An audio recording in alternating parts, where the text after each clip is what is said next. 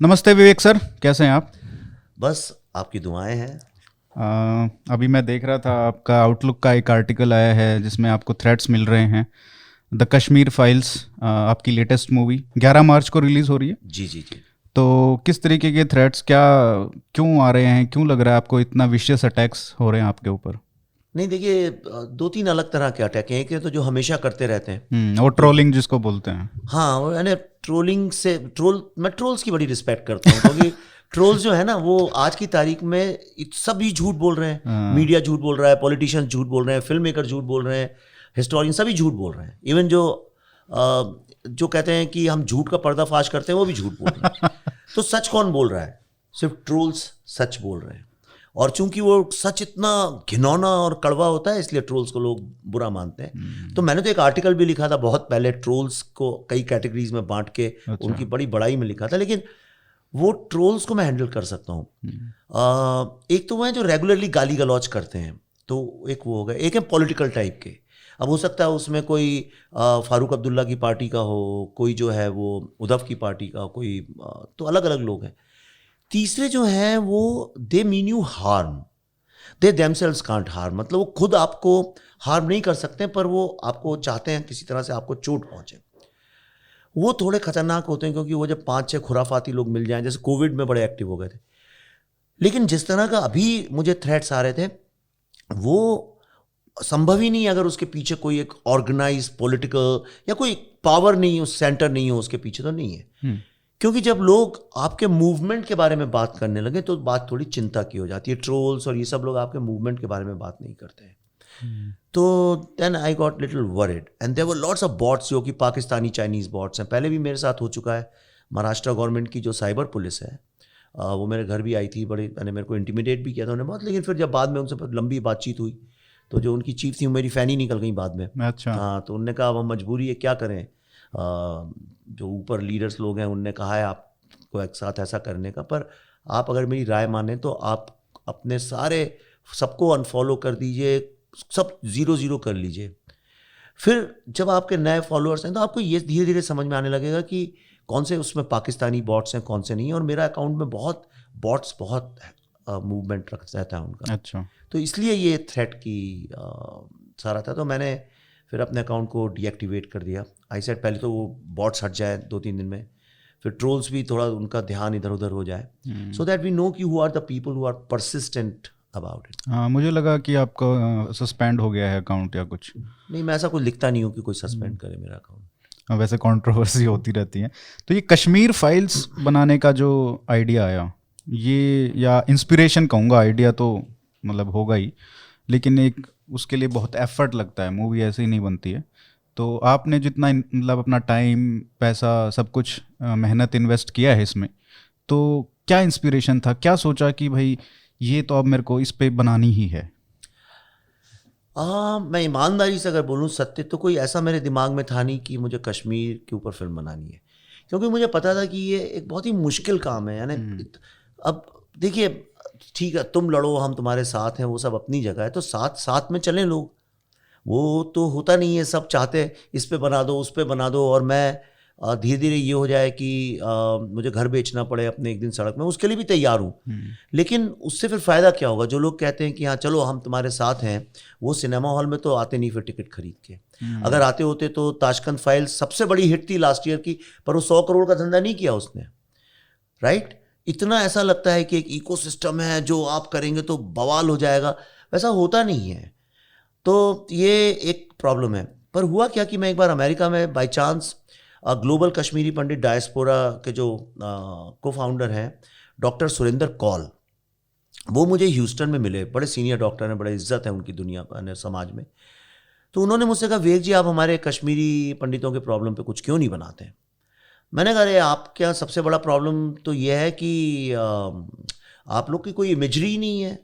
जैसे सिख राइट्स हुए तो दिख रहा है कोई सरदार जल रहा है, या भोपाल में गैस कांड हुआ तो एक बच्चा गड़ा हुआ है, उसकी आंखें निकली हुई हैं। गुजरात में जब राइट्स हुए तो उसमें एक वो फोटो झूठी थी, हालांकि मिड डे का वो जर्नलिस्ट ही था। जो भी है, झूठी हो चाहे सच्ची हो। बॉम्बे बॉम्ब ब्लास्ट की फ़ोटो है, इवन इमरजेंसी तक की फ़ोटो है, तो आप उसे आइडेंटिफाई कर लेते हैं। अब वर्ल्ड ट्रेड सेंटर गिर रहे हैं तो उसे आइडेंटिफाई कर लेते हैं, जो चीज़ दिखती है आप उसको समझते हैं। लेकिन कश्मीरी पंडित जेनोसाइड में कोई फोटो नहीं, कुछ नहीं, कुछ है ही नहीं। तो मैंने कहा एक तो आपकी इमेजरी नहीं, नंबर 1, और दूसरा ये है कि ये डॉक्यूमेंट्री वगैरह आप बनाएंगे तो कौन देखेगा इसको, आप ही लोग देख लेंगे, क्या फ़ायदा होगा। तो मैं बहुत एक्साइटेड नहीं था उस वक्त, क्योंकि इसमें बहुत प्रॉब्लम्स हैं। तो उन्होंने कहा विवेक जी, अगर आप भी ऐसा सोच लेंगे तो फिर हमारे बारे में तो कोई बचा ही नहीं, कभी हमारे पे कभी कोई हमारी फिल्म नहीं बनेगी। ज्यूज ने कभी दुनिया को भूलने ही नहीं दिया उनके साथ क्या हुआ, सिख मैसेकर में सिखों ने कभी भूलने ही नहीं दिया उनके साथ क्या हुआ, कभी किसी मुस्लिम पे कुछ हो जाता है वो दुनिया को भूलने ही नहीं देते उनके साथ क्या हुआ। पर क्या कारण है कि ये होलोकॉस्ट के बाद जो कि ज्यूज के साथ हुआ, जो कश्मीरी पंडितों का जेनोसाइड है, वो विश्व का एक सबसे दर्दनाक ह्यूमन वाकया है, पर उसके बारे में हिंदुस्तानियों को ही नहीं पता है। ऐसा कैसे संभव है? इसलिए क्योंकि किसी ने वो कहानी सुनाई नहीं। तो वो उनने बस इतना बोला, विवेक जी अगर आप भी नहीं करेंगे तो कैसे होगा। तो मैं ये वहाँ से निकल गया। फिर जब मैं फ्लाइट में वापस आ रहा था तो मैं काफ़ी सोचा मैंने उस विषय में, और आते ही साथ इंडिया में फिर मैंने रिसर्च काफ़ी किया, और मुझे ये समझ में आया कि कश्मीर को लेके जो भी आज तक बात हुई है, ये कब की बात है जब आपकी बात? ये सन 2018 की बात है। 2018 के शुरू की बात है, यानी अभी 4 साल हो गए, बल्कि 4 साल से थोड़ा ज़्यादा ही हो रहा है। तो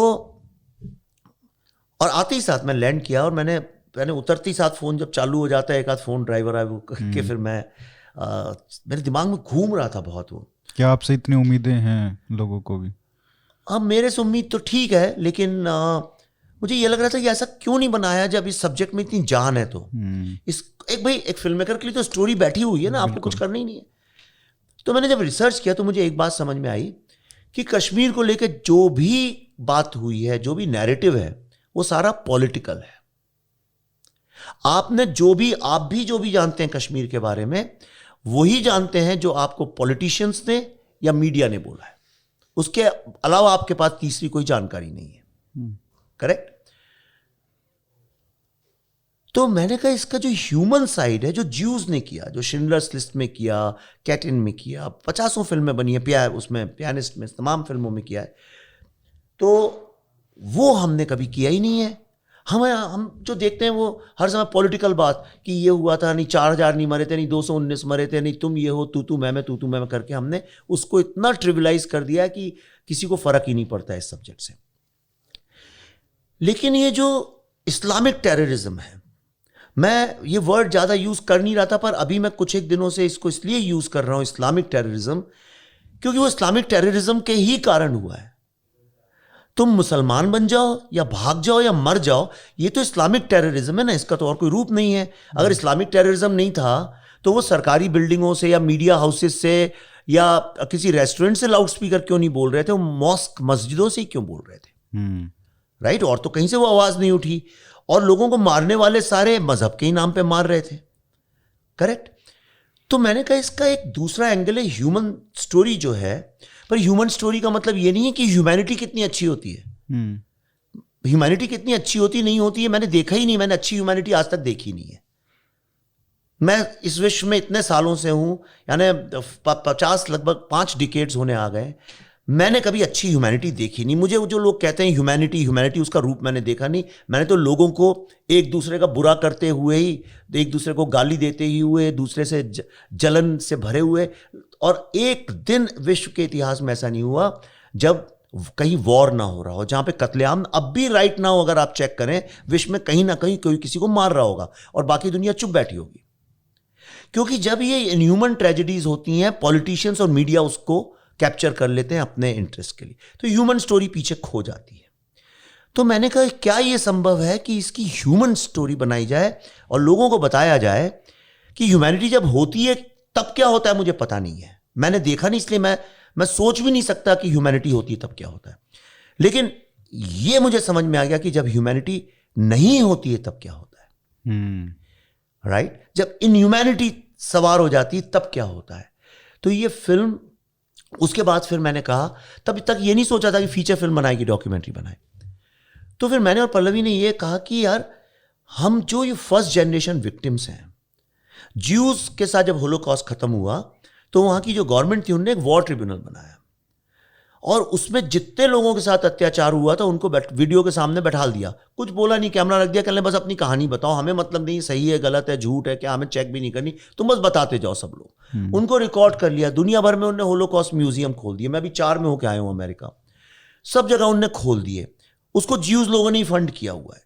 वो मैं बिल्कुल डाउट नहीं कर पा, मैं ये कह रहा हूं उन्होंने पूरा नैरेटिव टेक ओवर कर लिया, उन्होंने पॉलिटिशियंस और मीडिया के हाथ में जाने ही नहीं दिया और सिर्फ अपनी दर्द भरी कहानी कि इंसान के साथ क्या किया नाज़ियों ने वो उन्होंने बताया लोगों को। और जितनी ये फिल्में आप देखेंगे ज्यूज की, होलोकॉस्ट की, उसमें पॉलिटिक्स नहीं है कभी कि हिटलर की पॉलिटिक्स क्या थी उस वक्त, वर्ल्ड की पॉलिटिक्स क्या थी, दुनिया ह्यूमन एंगल है उसमें, सिर्फ ह्यूमन स्टोरी है कि इनह्यूमैनिटी क्या होती है। So that's what I tried to do. फिर तो हमने कहा कि जितने फर्स्ट जनरेशन विक्टिम्स हैं, मतलब जिनकी माँ को काट के जेलम में फेंक दिया, जिनके पिताजी के 50 टुकड़े करके झोली में बोरी में बांध के उनके घर के सामने फेंक दिया, इस तरह के जो फर्स्ट जनरेशन जिनके साथ हुआ, जिनकी फैमिली में हुआ, क्या ये संभव है कि गवर्नमेंट ने नहीं किया तो हम एक ट्रिब्यूनल बनाएं, genocide tribunal, Kashmir genocide tribunal, और उसके तहत जितने वॉर क्राइम्स के पीड़ित लोग हैं उनकी पूरी की पूरी स्टोरी रिकॉर्ड करें।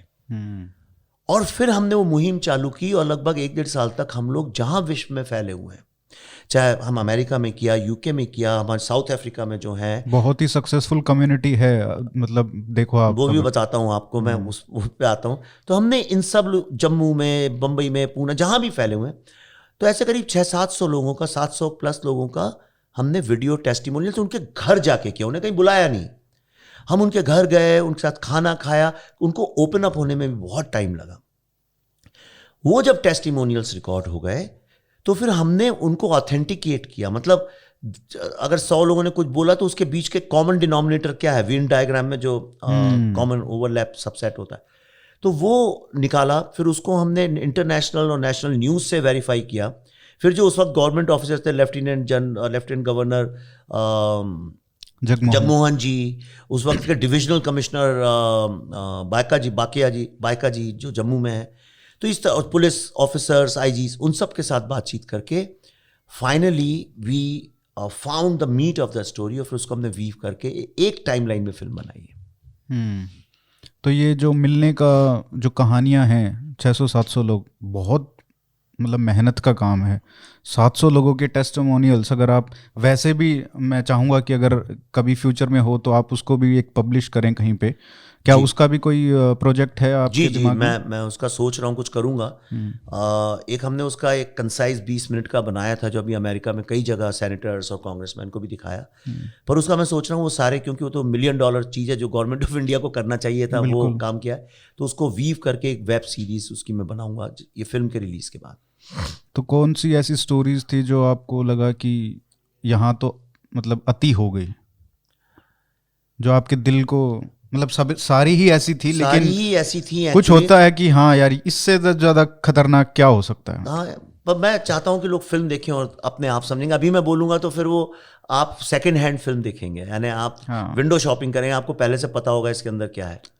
लेकिन एक कहानी जिसने पूरी फिल्म का प्रेरणा स्रोत बनी, जो कहानी, वो मैं नाम नहीं लूँगा क्योंकि सब लोग समझ जाएंगे, लेकिन एक लड़का समझिए जो 4-5 साल का है, उसके पिताजी उसको अपनी नानी के पास छोड़ते हैं और कहते हैं कि मैं बस जा रहा हूँ कुछ काम से, अभी आता हूँ शाम को, बहन और भाई को, और फिर वो लौट के भी नहीं आते कभी।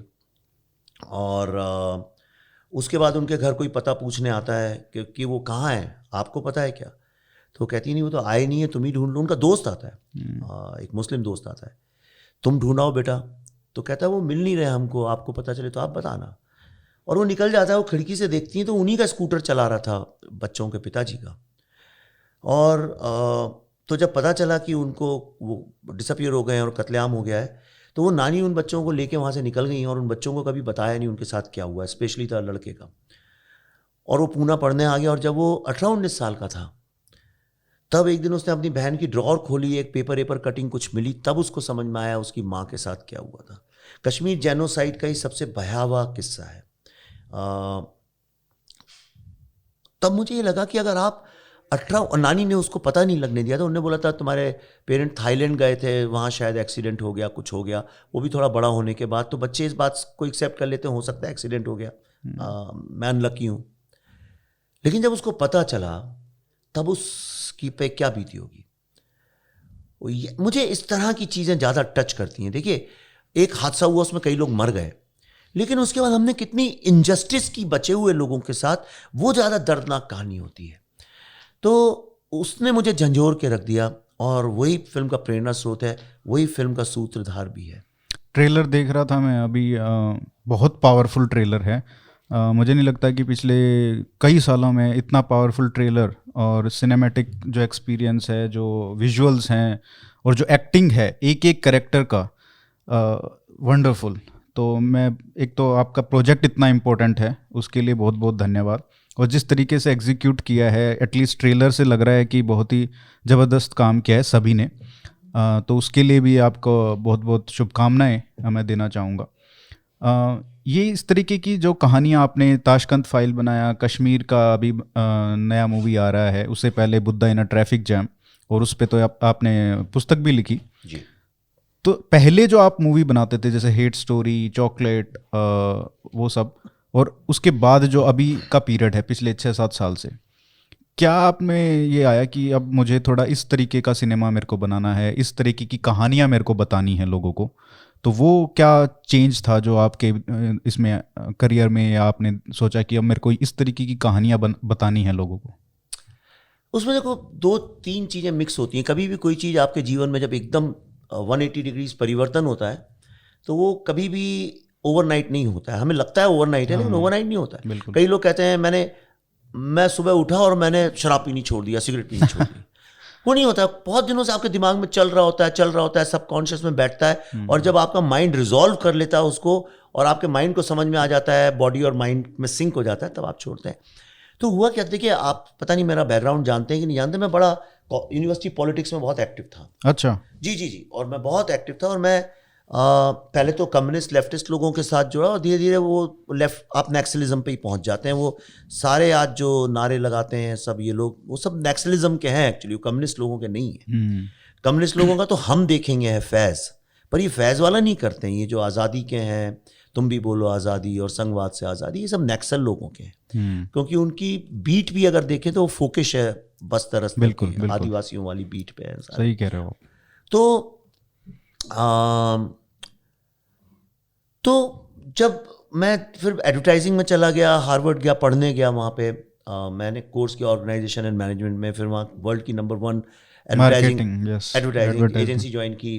फिर इंडिया में आया तो जो मैंने कोक, जिलेट, ऐसे बड़े बड़े ब्रांड्स की, तो वो दुनिया ही एकदम अलग थी, जहाँ पे ग्रीड मेन मुद्दा होता है। यानी तो मैं वहाँ से ही शुरुआत करता हूँ कि जो वहाँ से एडवर्टाइजमेंट में से आप फिल्मी दुनिया में क्यों आए? एक्चुअली इसका भी एक कोइंसिडेंस है। मैंने कभी जिंदगी में नहीं सोचा था मैं फिल्म मेकर बनूंगा। मैं आपको ईमानदारी से कह रहा हूँ, मैं टीचर का बेटा हूँ, तो एम्बिशन फिल्म मेकर का तो हो ही नहीं सकता था। ये अलग बात है, आप शीशे के सामने खड़े होकर सोचते हो कि एक दिन मैं भी हीरो बनूंगा, वो तो सभी का अमिताभ बच्चन की तरह हेयर स्टाइल करके आप भी बन रहे हो। तो बन गया मुरारी हीरो, वैसी वाली चला मुरारी हीरो बनने। लेकिन तो मैं एड फिल्म्स बनाने लगा था। फिर बाद में बहुत बॉम्बे में मेरे को बहुत अवार्ड्स मिले, तो मैं बहुत बिजी हो गया, बहुत एड फिल्म्स बना रहा था। तो एक दिन बाय चांस मुझे जी के कुछ लोग मिले थे। तब जी नया नया था और बड़े सस्ते सस्ते सीरियल बनाते थे, और सब कहते थे बड़े बेकार क्वालिटी हैं। तो उन्होंने बोला कि यार तुम क्यों नहीं हमारे लिए कुछ काम करते हो, थोड़ी क्वालिटी इंक्रीज़ कर दो। मैंने तुम लोग पैसे ऐसे देते नहीं, और मेरे को टीवी समझ में भी नहीं आता है कुछ। तो बोले नहीं, हम तो आप जो बोलोगे दे देंगे, उतने नहीं दे पाएंगे, लेकिन कुछ दे देंगे, थोड़ी हमारी हेल्प कर दो। तो मैंने वहाँ शुरू किया। तो शुरुआत हुई धीरे धीरे। तो मैं पहला व्यक्ति था पूरे हिंदुस्तान में। तो मैंने कहा कि ये सब मैं नहीं बनाऊंगा, ये जो आप रोज़ चलता है मैं बनाऊंगा। तो एक फिक्स चीज़ शुरू हुई, ख़त्म हुई। तो कहने क्या करोगे? मैंने कहा पूरे वर्ल्ड में टेलीफिल्म्स बनती हैं, तो आप टेलीफिल्म बनाता हूँ। तो उसमें तो उन लोगों ने कहा कि भाई तुम नई लिख के लाओगे, तो उसमें हम किसको पता वो सही है कि गलत है। तो जो बनी बनाई हॉलीवुड की फिल्में हैं, या जो बड़े फेमस नॉवेल्स हैं, वो भी पॉपुलर कमर्शियली हिट नॉवेल्स, उनकी कहानी उठा लो और कुछ बना लो। और देखिए उस वक्त सारा मुद्दा ही ग्रीड का, ग्रीड मैं जानबूझ के शब्द कर रहा हूँ, कैपिटलिज्म में आपसे अगर कोई बोले हाँ ऐसा कर लो, शॉर्टकट है वहाँ से कर लो, ये कर लो, तो वो ग्रीड आपको मोटिवेट करती है जाने के लिए, क्योंकि ग्रीड आपकी लाइफ की वैल्यू है। तो जैसे ब्रांड्स होते हैं, अगर उन्हें ब्रांड्स की कोई धर्म नहीं, कोई नेशनैलिटी नहीं, कोई वैल्यूज नहीं, पैसा कमाना है, बातें एथिक्स की करते हैं। अगर दुनिया चेंज हो जाए, अभी विशाखा गाइडलाइन है, अगर कोई बोलते नहीं विशाखा गाइडलाइन नहीं होगी और सारी जितनी औरतें हैं दुनिया की उनको ऑप्रेस करना है, उससे बहुत पैसा मिलता है, वो सब बदल के वो करने लगेंगे। मैं सच बता रहा हूँ आपको, ऐसे दुनिया में एग्जाम्पल्स भी हैं जहाँ वैल्यूज चेंज हुई हैं। तो उसके पीछे मैं भाग रहा था, तो उसमें मैंने एक बड़ा फेमस नॉवल है, नाम नहीं लूंगा, तो उसके ऊपर मैंने बनाया सिकंदर नाम से एक। अच्छा। फिर वो कुमार गौरव थे, उसमें बड़ा हिट हो गया, बड़ा चला, तो जी वालों को भी थोड़ा कॉन्फिडेंस आया, तो उन्होंने कहा आप और पैसा ले लो। तब एक फिल्म आई थी यूजुअल सस्पेक्ट्स, जो कल्ट फिल्म है अपने आप में, एक मतलब दुनिया की कल्ट फिल्म है वो।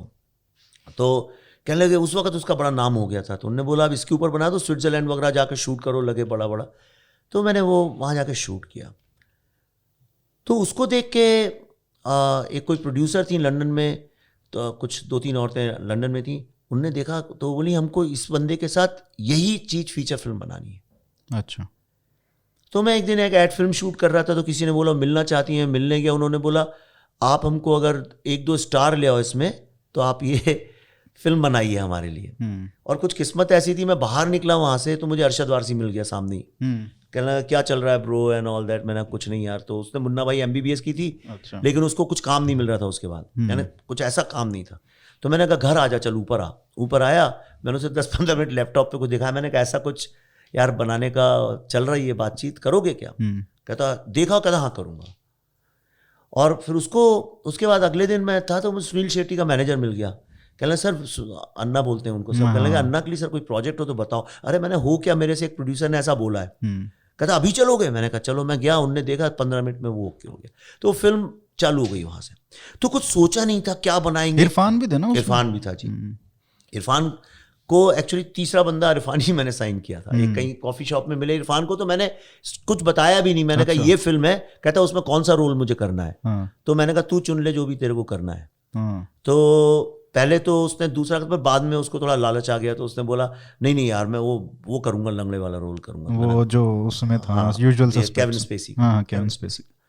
तो एनीवे, तो वो जब फिल्म बनी मुझे कुछ पता ही नहीं था कैसे क्या होता है, फिल्म का दुनिया क्या है। अच्छा, वो पहला इतना बड़ा कि स्टार्स के साथ एकदम से ही हो गया। अच्छा, मेरी नजर में वो स्टार्स नहीं थे। हाँ, आप तो खैर बात करते रहते होगे, मिलते रहते होगे। नहीं, ऐसा भी नहीं था। अनिल कपूर वगैरह से कहाँ मिलते थे। लेकिन जब एड फिल्म जो बनाते हैं ना, अब चेंज हो गया, पर उस वक्त में एड फिल्म वाले अपने को बड़ा सुपीरियर समझते थे। ओह अच्छा। हाँ। और बोला जाता था अरे ये फिल्मी लोग। आप इतना डिस्क्रिमिनेट करते थे आप? इतना ज्यादा अपने आप को मतलब हाई क्वालिटी समझते? उनको कोई मुंह ही नहीं लगा, इनको कुछ आता जाता नहीं, घटिया फिल्में बनाते हैं। और गोविंदा वगैरह का जमाना था। तो आप यकीन नहीं करेंगे, मेरी जो प्रोडक्शन मैनेजर थी वो पल्लवी की बड़ी जिगरी दोस्त थी। तो वो, मैं बैंड्रा में रहता था, तो पल्लवी माहिम तो रास्ते में ही पड़ता, सीधी रोड पे। तो मैं कई बार उसे लिफ्ट देता था, तो मुझसे कहती थी आ जाओ ना यार, बड़ी अच्छी एक्टर है पल्लवी, मैं तुम्हें मिलाती हूँ उससे, यहीं सामने ही घर है। तो मैं, अरे मैं ये नहीं मिलता फिल्मी लोगों से। ऐसा मैं उसको बोला इतनी बार। अच्छा। फिर एक दिन पार्टी थी, तो ऊपर तो मैं 1-2 फ्लोर लिफ्ट में, मैंने कहा नहीं यार सब फिल्मी लोग होंगे, मैं नीचे उतर के चला। मेरी पल्लवी से मुलाकात ही नहीं हुई, जो मिलवा रही थी लड़की मुझे। पल्लवी से मेरी मुलाकात अचानक मैं अपने एडवर्टाइजिंग के दोस्तों के साथ एक रॉक कॉन्सर्ट में किया था, और वो अपने फिल्मी दोस्तों के साथ आई थी। और कुछ ऐसा हुआ कि लाइन में जब मैं खड़ा था, मेरे आगे ही पल्लवी खड़ी हुई थी अंदर जाने की। वो पलटी, उसने मुझे देखा, तो मैं तो पहचान गया, वो तो नहीं पहचानती थी मुझे। तभी वो प्रोडक्शन मैनेजर, उसने हम दोनों को इंट्रोड्यूस कराया। और बस उसके बाद देखिए अब 2 बच्चे हैं हमारे। 25 साल हो गए शादी को। तो पर जब मैंने वो बनाई चॉकलेट, तो एकदम से जब फिल्म कंप्लीट हुई, तो होता क्या, देखिए इनमें ये कमर्शियल फिल्मों का सीन क्या होता है कि आप शुरू तो फिल्म आप करते हैं, खत्म होते होते वो आपकी नहीं रहती है। अच्छा। आपकी फिल्म में जो स्टार है वो उसकी फिल्म हो जाती है। वो पूरी तरह से लास्ट में मार्केटिंग टेक ओवर कर लेते हैं, PR एक्सरसाइज टेक ओवर कर लेते हैं, और आप एक एक्स्ट्रा की तरह पीछे खड़े रहते हैं। जैसे किसी बड़े पावरफुल लीडर के पीछे चमचे खड़े रहते हैं, इस तरह से आपको बैकग्राउंड में कर दिया जाता है, आपकी बात भी नहीं सुनी जाती है। तो और अगर फिल्म हिट होती है तो उनकी हो जाती है, नहीं चलती है तो डायरेक्टर की हो जाती है। फ्लॉप हुई तो डायरेक्टर के माथे। ये माफिया सा बना हुआ है। और ये फिल्म फ्राइडे को रिलीज हुई। ये बातें मैंने कभी किसी को बताई नहीं है, क्योंकि किसी ने पूछी भी नहीं इत्मीनान से। और मंडे के दिन सुबह 7:30 बजे मुझे रॉनी स्क्रूवाला का फोन आया। वो उस वक्त यूटीवी चलाते थे, और उन्होंने कहा कि यार मैं बहुत इंप्रेस्ड हुआ इस फिल्म से, बड़ी कटिंग एज है, तो हमारे लिए कोई कटिंग एज फिल्म बना सकते हो। तो मैंने जाके उनको, जो मुझे लगता था कि ये मास्टरपीस कहानी है, सुनाई। तो उन्होंने बोला नहीं नहीं नहीं यार, ये नहीं, कुछ अलग होनी चाहिए कुछ। तो हुआ क्या था, जब मैं चॉकलेट शूट कर रहा था, तो हम साउथ हॉल में शूट करते थे। तो कुछ लोग थे जो रोज वहीं आके शूटिंग देखते थे, बियर ईयर पीते थे, तो हमें किस्से सुनाते थे। तो एक बंदे ने मुझे किस्सा सुनाया था, एक साउथ हॉल फुटबॉल क्लब था जिसमें काफी अंग्रेज भी थे और इंडियन, पर नाम साउथ हॉल फुटबॉल क्लब, मतलब जहां हिंदुस्तानी रहते हैं सारे। और उसका मुझे एग्जैक्ट अमाउंट अभी याद नहीं है, पर 90 या 190 कुछ पाउंड देने थे उसके, जो वो जो काउंटी फुटबॉल क्लब का फीस वगैरह। हाँ, काउंटी को वो जैसे लीज देते ना, अच्छा। ग्राउंड का देना था, वो भी वो लोग इकट्ठे नहीं कर पाए, क्योंकि आपस में इतने मतभेद थे उन लोगों को, ये तुम दो, ये करो, कौन करेगा।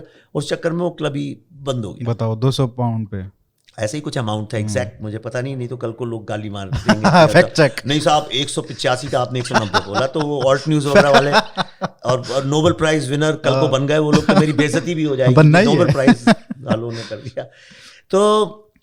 तो मैं थोड़ा एडवर्टाइजिंग का था, मार्केटिंग आती थी मुझे। तो मुझे वो किस्सा याद आ गया एकदम से। कहते हैं ना, जब आदमी डूबने लगता है, कुछ होता नहीं, आज किसी के पास आप प्रपोजल और बोल दे सॉरी ये मेरे को पसंद नहीं आया, तो मैंने इमीडिएटली मैंने कहा एक बड़ी इंटरेस्टिंग स्टोरी मैंने अभी सुनी थी। ये मैंने साउथ हॉल फुटबॉल क्लब का, रॉनी ने वहीं के वहीं ओके कर दिया उस प्रोजेक्ट को, वहीं के वहीं इमीडिएट, सोचा भी नहीं। कहता आई नो इसमें पोटेंशियल है, करो, पर एक शर्त है कि बड़ी फिल्म बनाओ, बड़ी फिल्म। अब ये बड़े चीज बनाने का बॉलीवुड में लोगों को बड़ा शौक है। अच्छा। हाँ, बड़ा, जैसे अपने नहीं होता है नेताओं का, बड़ी होर्डिंग लगाओ, बहुत बड़ी होर्डिंग लगाओ, ऐसे फिल्म लाइन में भी सबको सब कुछ बड़ा बड़ा बड़ा बड़ा चाहिए। तो आप बात भी करें तो कहेंगे कोई भी मिलेगा आपको, छोटा सा भी एक्टर मिलेगा, मामूली सी भी फिल्म कर रहा हो, बॉस बहुत बड़ी फिल्म कर रहा हूं, फाड़ देगी, ये वहां की रियल लैंग्वेज है। हाँ, चिपक जाएगी, उतरेगी नहीं, मतलब थिएटर में लग गई तो हाँ, उतार, हाँ, तो क्या बोलते हैं, उतारना। पहले पोस्टर लगता था ना, वो चिपक गया तो उतरते नहीं थे। तो गोल एक्चुअली मेरे दिमाग में जो फिल्म थी वो बहुत डिफरेंट फिल्म थी। वो थोड़ी श्याम बेनेगल स्कूल की फिल्म थी। अच्छा। कि बड़े गरीब से कोई कबाब चलाता है, कोई नाई की दुकान चलाता है, ये करता है वो करता है, और किस तरह से पाकिस्तानी, बांग्लादेशी और ये सब लोग इनके झगड़े हैं, और एक लड़के के एम्बिशन से कैसे क्लब खराब हो जाता है। वो बड़ी छोटी स्केल की फिल्म थी, अच्छी फिल्म थी, लेकिन वो फिर बड़ी होती गई। पहले सैफ अली खान को साइन किया, फिर सैफ का कुछ ब्रेकअप हो गया गर्लफ्रेंड वगैरह के साथ, तो वो कुछ अलग उसमें चले गए, तो टाइम ज़्यादा लग रहा था। फिर जॉन ने एक मैसेज भिजवाया कि यार फुटबॉल तो मैं खेलता हूँ, साइन आप सैफ को कर रहे हो, तो इमीडिएटली फिर जॉन आ गया प्रोजेक्ट के अंदर। जॉन आ गया तो फिर प्रोड्यूसर सिर्फ स्टार्स की बात सुनते हैं, फिर बिपाशा भी आ गई उसमें, प्रोजेक्ट और बड़ा होता गया। हालांकि अब उसकी बहुत तारीफ करते हैं फिल्म आजकल, तो मुझे जितने यंग लोग मिलते हैं कहते हैं जब मैं छोटा था वो 10 बार माँ ने दिखाई वो फिल्म, हम तो बहुत देखते थे। पर उस वक्त जो मेरा एक्सपीरियंस हुआ, अच्छा हुआ क्या कि हमारी फिल्म जॉन ऑन के कारण, उनका जॉन और बिपाशा का भी ब्रेकअप हो गया फिल्म आते आते। अच्छा। हाँ, तो उनका तो सेट पे ही ब्रेकअप हो गया था, तो उस चक्कर में भी फिल्म थोड़ी सी डिले हो गई। और चक दे जो थी हमारे बात शुरू हुई थी, पर हमसे 1 महीने पहले रिलीज हो गई, और ये गोल का इमीडिएट उससे कंपैरिजन हो गया। पर तब मुझे एक बात समझ, चूंकि मैं रिसर्च ओरिएंटेड हूं, मैंने पढ़ाई रिसर्च में की है सारी, तो मुझे एनालिटिकल माइंड है, तो मुझे एक बात समझ में आ गई कि ये जो इंडस्ट्री है, यहां पे डायरेक्टर एक्टर कुछ होता नहीं है, ये सब कहने की बात है, सब झूठ है। अच्छा। सब टोटल आडंबर है, सब झूठ है। वो ऐसा ही झूठ है जैसे कोई बहुत बड़े पावरफुल, जैसे वो इतना बड़ा झूठ है कि जैसे कोई बहुत पावरफुल लीडर हो और उसके नीचे कोई बहुत लोअर लेवल पे कोई ओएसडी हो, उसका पावर उतना ही है जितना कि बड़े नेता का पावर है। जिस दिन वो नेता नहीं होगा उसका भी पावर। बिल्कुल। तो जिनको आज आप टॉप डायरेक्टर मानते होंगे बॉलीवुड के, वो अगर जिन स्टार्स के साथ आज काम करें, वो स्टार्स अगर हट गए तो इनकी कोई औकात नहीं रह जाएगी। ये कमर्शियल फिल्म का वो मापदंड है। फिल्म आपकी उतनी बड़ी और अच्छी या बुरी होती है जितना बड़ा अच्छा आपका स्टार होता है, ये बात तय है। मैं ये गारंटी से कह सकता हूं कि आप चक दे का जो शाहरुख खान है उसको गोल में डाल दीजिए, और गोल का जो जॉन अब्राहम है उसको आप चकदे में डाल दीजिए, और I can write in my blood, दोनों का बिजनेस भी उल्टा हो जाएगा।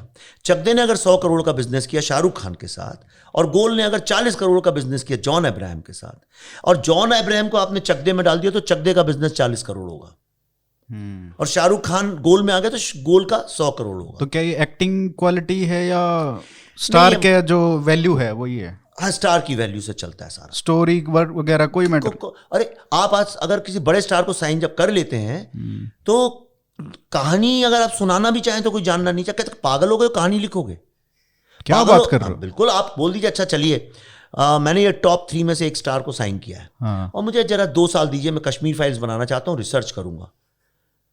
आपको अगले दिन फोन नहीं उठाएगा वो बंदा, आपके कहेगा कुछ पागल टाइप का आदमी है, मर जाऊंगा इसका काम करके। आप समझ रहे हैं? तो मतलब जब आप मान लो किसी को साइन करते हो तो कहानी तो थोड़ी बतानी पड़ती है, मतलब। हाँ, कहानी भी बतानी पड़ती है, स्क्रिप्ट भी बतानी पड़ती है, सब वो ढोंग ढकोसला सब होता है। अच्छा, राइट। दुनिया के जितने डिक्टेटर्स हुए हैं वो हमेशा सबसे ज्यादा डेमोक्रेसी की बात करते आए हैं। दुनिया की जो सबसे जालिम संस्थाएं हैं वो ह्यूमन राइट्स की बात करती हैं। दुनिया की जो सबसे ज्यादा ऑपरेशन करने वाली सोसाइटी है अमेरिका की, वो दुनिया में सबसे ज्यादा इक्वालिटी की बात करती है। जो आदमी जिस चीज के लिए गिल्टी है उसके विपरीत ज्यादा बात करता है। मार्केटिंग स्ट्रेटजी नहीं, ये इंसानियत, नेचर है, इंसान का नेचर है। तो ऐसा है कि वो, तो मैंने कहा कि मैं ऐसा तो नहीं कि एड छपा था वांटेड डायरेक्टर्स, ये तो इसलिए तो आया नहीं था यहाँ। अब मैं यहाँ जब आया हूँ तो मेरी जीवन का मकसद क्या है, और तब तक मैं एक मिडिल एज भी हो गया था, 40 साल की लगभग जाने वाले थे। हाँ, 40 में ही घुसने वाला था। हाँ, लगभग मैंने वहाँ पहुँच गया था। तो मैंने कहा कि जीवन में 2 ऑप्शंस हैं, पूरी दुनिया 2 भाग में बटी हुई है, कोई तीसरा नहीं है। क्रिएटिव की बात कर रहा हूँ, कहानीकारों की कर रहा हूँ, बाकियों की नहीं कर रहा हूँ। एक है कि मैं दुनिया को वो कहानियां सुनाऊंगा जो दुनिया सुनना चाहती है, कुछ गलत बात नहीं है उसमें, वो बिल्कुल सही तरीका है। और दूसरी ये है कि मैं वो कहानी सुनाऊंगा जो सिर्फ मैं ही सुना सकता हूं, जो मेरे अंदर से निकली कहानी है, जो मेरा अनुभव है, जो और कोई नहीं सुना सकता मुझसे अच्छी। ये 2 तरीके हैं काम करने के। या तो मैं किशोर कुमार की तरह ओरिजिनल गाने गाऊंगा, या फिर मैं किशोर कुमार की तरह कॉपी करके गाने गाऊंगा, एक वो है। तो 99.9% बॉलीवुड वो कहानियां सुनाता है जो आप सुनना चाहते हैं, करेक्ट। तो मैंने कहा मैं वो नहीं करूंगा, और मैंने बॉलीवुड को छोड़ दिया, और मैं जाके इंडियन स्कूल ऑफ बिजनेस में पढ़ाने लगा, वहाँ वर्कशॉप्स करने लगा। उसका नाम था I am Buddha module. I am Buddha उसका नाम था मॉड्यूल का, फॉर लीडरशिप, मतलब आप भी, में भी अंदर बुद्धा है, आप you also are full of. तो ये आपका नाम जो प्रोडक्शन हाउस का, उसी से आया। ओके। तो वहाँ कुछ लड़कों ने बोला कि एक चलिए विवेक सर कुछ हम नक्सल लोगों पे एक डॉक्यूमेंट्री, नहीं छोटी सी डॉक्यूमेंट्री बनाना चाहते हैं, आप मेंटोर कर दीजिए उसको। तो मैंने कहा क्या सब्जेक्ट है? तो कहने लगे कि एक इंडस्ट्रियलिस्ट है बहुत बड़ी, और हमने ऑलरेडी गुल पनक से बात भी कर ली है, वो बहुत बड़ी इंडस्ट्रियलिस्ट है, और उसको वो माइन साइंस में उसका इंटरेस्ट है, बस्तर में वो जा रही है माइंस में हेलीकॉप्टर से, और एक दिन उसका क्या बोलते हैं, और बड़ा चिढ़ती है इन लोगों से, नक्सल लोगों से, और क्योंकि वो हड़ताल करते हैं ना वहाँ, तो जा रही है उसका प्लेन, वो हेलीकॉप्टर खराब हो जाता है और वो जा नहीं पाती बम्बई वापस। तो वो कुछ एक दिन के लिए उसको ये नक्सल आदिवासी लोगों के साथ टाइम बिताना पड़ता है, और तब उसको समझ में आता है कि वो कितने ऑप्रेस्ड हैं, और फिर अपनी माइंड साइंस छोड़ देती है और उन लोगों के साथ चली जाती है। ये तो किसी फिल्म की कहानी भी है ना, सारी सब फिल्मों की कहानी यही तो होती है कि बेचारे कितने सताए हुए हैं इसलिए उन्हें बंदूकें उठा ली, तो नई बात नहीं थी। पर चूंकि मैं वो नक्सल पॉलिटिक्स बहुत अंदर रह के समझता था, तो मुझे समझ में आया कि तो झूठ है।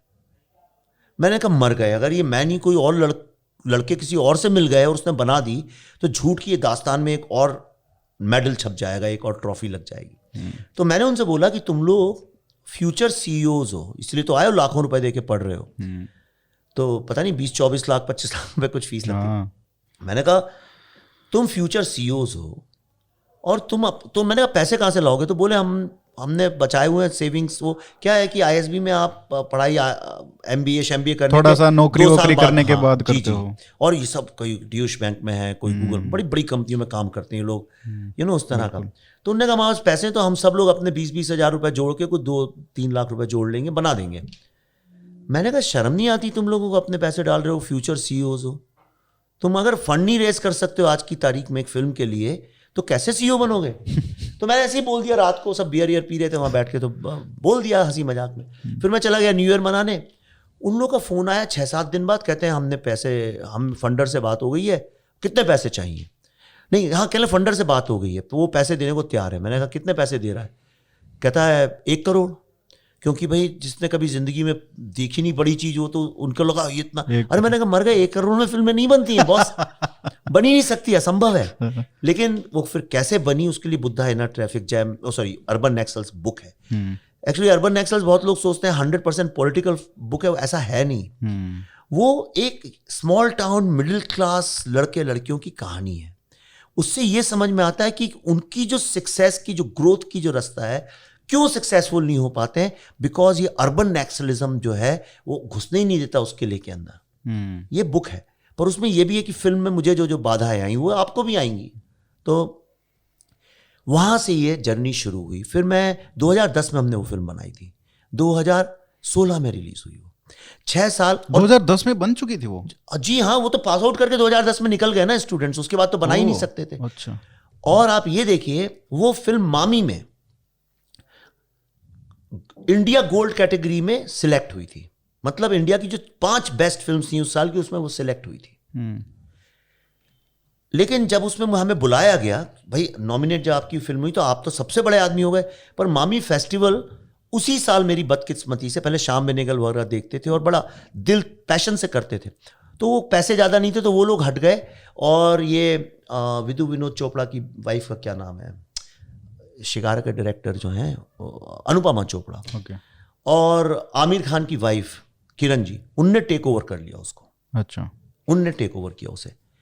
और जब मैं वहां गया, आप यकीन नहीं करेंगे, आगे की जितनी भी सीटें थी, यानी एक थिएटर में लास्ट की 2-3 रोज होती हैं और आगे बहुत सारी सीटें होती हैं और बड़े अच्छे हॉल में था, वो सारी सीटों में एकदम बी ग्रेड हीरो हीरोइन ये और बड़े हीरो ग्लैमर था। और जो लोग नॉमिनेट हुए थे उनको कोई पूछ नहीं रहा था, फॉरेन से आए थे सब, हम ही 2-4 हिंदुस्तानी थे। पीछे उनको जैसे भेड़ बकरियों को पीछे बांध देते हैं उस तरह से ट्रीट कर रहे थे। तब मैंने कहा अब बॉलीवुड से ये जो सिस्टम है इससे लड़ाई लड़ने का वक्त आया है। जिस कुम्हार के मटके को आप अवार्ड देने वाले हैं वो कुम्हार बाहर खड़ा हुआ है, राइट, और बाकी सब लोग जो है पार्टी में शैंपेन पी रहे हैं। जिस कुम्हार के लिए पार्टी रखी गई है उसको तो बाहर दरवानों से लड़ रहा है, वो कह रहे हैं तुम कपड़े तो देखो, तुम कैसे अंदर जाओगे राजाओं के बीच में, रंग। और आपका तो ये एक्सपीरियंस था ही कि भाई डायरेक्टर को तो पहले ही फिल्म बनते बनते पीछे ही धकेल देते थे। जी। तो फिर मैंने लड़ाई, तो मैंने कहा कि ठीक है ये फिल्म ये लोग रिलीज नहीं करने दे रहे, बहुत बड़े डिस्ट्रीब्यूशन हाउस ने साइन किया था उसको, लास्ट मिनट पे वो बैकआउट कर गए। तब मुझे समझ में आया ये सब लोग लगातार एक के बाद एक बैकआउट क्यों कर रहे हैं। इसलिए बैकआउट कर रहे हैं क्योंकि देखिए उनको चाहिए बड़ा पावर, क्योंकि उनका गेम बहुत बड़ा है तो उन्हें बड़े स्टार्स चाहिए। तो और ये फिल्म उन्हीं को एक्सपोज करती थी, तो कोई चाहता नहीं था ये रिलीज हो। तो फिर मैंने कहा कि सिर्फ इसलिए मैंने कैमरे में शूट की इसका मतलब ये तो नहीं है कि ये सिर्फ थिएटर में रिलीज होनी चाहिए, तो एक कहानी है, तो क्या मैं इसको यूनिवर्सिटीज में जा के नहीं दिखा सकता हूं। तो मैंने, अच्छा मैं भी इतना इनोसेंट था कि मैंने सबसे पहली चिट्ठी लिखी। मैंने कहा मैं चूंकि IMC में पढ़ा हूं जो JNU के कैंपस में है, तो मैंने कहा JNU में सिनेमा डिपार्टमेंट है, तो वहां से शुरुआत करते हैं। तो मैंने सबसे पहले उनको चिट्ठी लिखी, जो इरा भास्कर जी हैं, उनकी बेटी भी फिल्म में सुरा की माँ। उसी वक्त, अच्छा कई बार आपकी किस्मत अच्छी होती है तो कुछ चीजें होने लगती हैं अपने आप। तो उसी वक्त ये टुकड़े टुकड़े की कुछ वो निकला सब कुछ, 2016 फरवरी की बात है। और मैंने उनको जनवरी में कुछ चिट्ठी लिखी थी, आज भी पढ़ी मेरे पास, और लिखने के कुछ वेट ही कर रहा था, 20-25 दिन के अंदर वो हो गया। तो मैंने कहा भाई ये ज़्यादा बढ़ेगा मामला, उसके पहले बात करूं। तो उन्होंने फ़ोन भी लगाया, फिर एक कोई बीच में जानने वाला था उनको, उस वक्त वो स्वरा जी और वो उन्हीं का दोस्त था, उन्हीं के थ्रू मिले थे। तो उससे मैंने कहा आप भाई कुछ कर सकते हो। बीच में उसने गाने लिखे थे हमारी फिल्म के, रविंदर। तो मैंने उससे बोला कि बातचीत कर लो, तो उसने बोला कि यार वो तो कह रही हैं कि ये फिल्म नहीं दिखा सकते हैं चाहे कुछ भी हो जाए। तो फिर मैंने डायरेक्टली उनको मेल लिखा, तो उन्होंने मेरे को जवाब दिया, उन्होंने बोला नहीं हम नहीं दिखा सकते क्योंकि माहौल अच्छा नहीं है। तो मैंने कहा हो सकता है, इतने सब चल रही है दुनिया भर की राजनीति उसको लेके, कन्हैया कुमार और अफजल गुरु को लेके। पर उसी दिन सेम डे मैंने देखा हंसल मेहता ने एक एड ट्वीट किया था कि हम 2 या 3-4 दिन बाद हम अलीगढ़ फिल्म दिखाने जा रहे हैं, जो कि एक अलीगढ़ के एक होमोसेक्सुअल प्रोफेसर के ऊपर कहानी थी, नवाज की। हाँ। वो मेरी लाइफ का डिसाइडिंग मूवमेंट था। जिंदगी कभी एक मूवमेंट में बदलती है। मैंने कहा ये देश का कितना बड़ा दुर्भाग्य है कि यूनिवर्सिटी में अगर आप होमोसेक्सुअलिटी पे फिल्म है तो माहौल बहुत अच्छा है, लेकिन जिस चीज से देश को खतरा है, जो देश के दुश्मन अपने ये एजेंट्स को छोड़ के उसमें डिस्टरबेंस करना चाहते हैं, वो फिल्म जब दिखानी हो तो माहौल खराब है। तो आपको ये पता ही नहीं था कि भाई ये कहाँ पे लिख रहा हूँ मैं, जेएनयू में? आपको आइडिया नहीं था कि ये जेएनयू इस तरीके का है? क्या पता मेरे फिल्म को वहां पे ना करें। नहीं, देखिए ऐसा है कि मैं प्रोफेसर का बेटा हूं, तो मेरे को ये पता था कि हाँ ठीक है राजनीतियां होती है, मैं खुद राजनीति में था भाई। पर ऐसा थोड़ी होता है राजनीति के आपको लगा थोड़ा फेयर तो होगा। मेरे माँ बाप दोनों कांग्रेसी थे, फ्रीडम फाइटर्स थे उस जमाने में। सभी कांग्रेसी, बीजेपी थी ही नहीं, और कम्युनिस्ट होते थे, वामपंथी होते थे। भोपाल में दुष्यंत कुमार और शरद जोशी दोनों कम्युनिस्ट आइडियोलॉजी के सोशलिस्ट थे बेसिकली, पर उस जमाने में वामपंथी कली।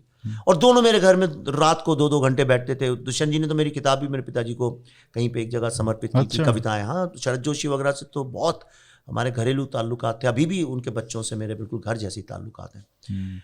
तो और मेरा बहुत कम्युनिस्ट लोगों से वास्ता रहा है। तो मेरे पिताजी के साथ मेरा एक कॉन्फ्लिक्ट यही था कि वो कहते थे तुम तो चोरों और जो देश के दुश्मन है उनके साथ जा रहे हो। अच्छा। मैं कहता था आप लोग तो अब हो गई फ्रीडम खत्म, हाँ। लेकिन अब तो आप लोग जो हैं ये फैशिस्ट गवर्नमेंट के साथ हैं। यू नो, तो मेरा ही कॉन्फ्लिक्ट था। पर मैंने अपने सामने कभी ये नहीं देखा था कि कोई एक अच्छी फिल्म बनाए तो सिर्फ इसलिए कि वो कम्युनिस्ट ने बनाई है तो उसको रोक दिया जाए, या बीजेपी ने बनाई है तो रोक दिया। ये मैंने अपने जीवन में कभी देखा नहीं था। ये मैंने पहली बार अनुभव किया। तब मैंने कहा कि अब मैं इस फिल्म को तो कुछ एक लड़के ने मुझे फोन किया, कहने लगा सर अगर आप दिखाना चाहते हैं तो हम कोई, यहाँ पे हमारी ज्यादा तादाद नहीं है, लेकिन हम 25-30 लोग इकट्ठे हो जाएंगे, आपकी फिल्म देख सकते हैं। मैंने करो, तो उसने एक हॉल बुक किया वहां पे। 190 सीटर हॉल है वो, जेएनयू में जी। तो हम वहाँ पहुंचे, अनुपम जी से मैंने रिक्वेस्ट की, सर बहुत कम बच्चे हैं। अनुपम ने कहा चलो यार, भले ही 20 लोगों के जीवन में फर्क पड़े, चलते हैं। तो मैं और अनुपम जी यहाँ पे आए, और वो फिल्म शाम को कुछ थी 3-4 बजे की, और सुबह 9-10 बजे जेएनयू ने वो उनकी बुकिंग कैंसिल कर दी। उन्होंने बोला कि आप तो कह रहे हैं 40-50 लोग आएंगे, हॉल 190 लोगों का है, तो we can not waste it like that. जी हाँ, एग्जैक्टली। आप सौरभ से पूछिएगा कभी मिले आपको तो फिर हमने कहा कि अब तो हो गया, अब ऐसी की तैसी। मैंने कहा अब सड़क पे खड़े होकर दिखाएंगे। तो अगले दिन फिर मैंने इन लड़कों से कहा कैसे यार, तुम में अगर हिम्मत है, मैं भी ट्वीट कर रहा हूं कि दिल्ली के जितने यंग लोग हैं आ जाओ फिल्म देखने, कल फ्री में लगा रहा हूं। और फिर हमने एडमिन ब्लॉक जो है उसके सामने एक स्क्रीन लगा के फ्री फॉर ऑल कर दिया उसको, फ्री फॉर ऑल कर दिया। हमने सोचा कि भाई, तो मैंने इनसे पूछा अच्छा अगर ऐसा कर दूं कितने लोग आएंगे? कहने दिल्ली यूनिवर्सिटी में अपने हैं, ये है वो है। सर मैं गारंटी करता हूं कम से कम 200-250 लोग आ जाएंगे। अच्छा। आप अभी गूगल करिए, आप गूगल के फोटो भी डाल सकते हैं चाहे तो अपने शो में। आप गूगल करिए, 4,500 लोग छतों पे बैठे थे, पेड़ों के ऊपर बैठे थे, गाड़ी के ऊपर बैठे थे, और पीछे कुछ 25-30 लोग काले झंडे लेके मेरे को ब्राह्मण अग्निहोत्री और फैशिस्ट अग्निहोत्री के नारे लगा रहे थे। उससे मुझे हौसला मिला। तो मुझे फिर दूसरी यूनिवर्सिटी से लड़के बुलाने लगे, उन्हें लगा तो फ्री में मिल रहा है, लड़कों का क्या जाता है। तो मैंने करीब यूं समझ लीजिए 30 दिन के अंदर 40 कैंपसेस में घूमा मैं। जेएनयू से शुरू हुआ था, जोधपुर में खत्म हुआ, लेकिन जोधपुर में जब मैं पहुंचा तो उन लोगों ने मेरे ऊपर एक फिजिकल अटैक किया गाड़ी के ऊपर। जादवपुर में हुआ, जादवपुर यूनिवर्सिटी में हुआ। तो वहीं तो मैं फंस गया। और तो मैंने क्या किया कि वो गाड़ी पे अटैक किया, तो मैं खिड़की खोल के मैंने उन लोगों से ये बोल रहा था कि भाई गाड़ी तो, टैक्सी ड्राइवर उसकी गाड़ी क्यों तोड़ रहे हो यार, वो तो गरीब है, जिन गरीबों का तुम शोषण के लिए लड़ते हो, तो वो गरीब मैं बाहर आता हूँ, बातचीत करता हूँ तुमसे। तो क्या हुआ कि उसने, ड्राइवर ने वो विंडो का वो ऑटोमेटिक बटन दबा दिया, तो वो कांच में मेरा हाथ यूं फंस गया। और ये लोग मेरा हाथ खींचने लगे यूं करके, तो मेरा कंधा ऑलरेडी काफी प्रेशर में था। फिर गाड़ी रोक के मैं जब नीचे उतरा, देन व्हेन दे अटैक, तो इट ब्रोक माय शोल्डर। अभी तक मैं पूरा नहीं कर पाता हूं, पर 3-1 साल रिहेबिलिट करना पड़ा उसको। उनने वो फाड़ दिया, स्क्रीन जिस पे दिखाते हैं बाहर लगती है। तो मैंने फिर उन लड़कों से कहा कि दौड़ के हॉस्टल में जाओ और जो सोते हैं उसमें सफ़ेद चादर वो लेके आओ। वो सारे फोटोज वीडियोस हैं। फिर कैसे हमने जाली में फुटबॉल के वहाँ लगती है ना बाहर जाली, उसमें ऐसे गांठ बांध के बोला, मैंने शो मस्ट गो ऑन, वो तो दिखाएंगे। और आपके ये सब टूटा हुआ था। हाँ, तो क्या हो गया उसको।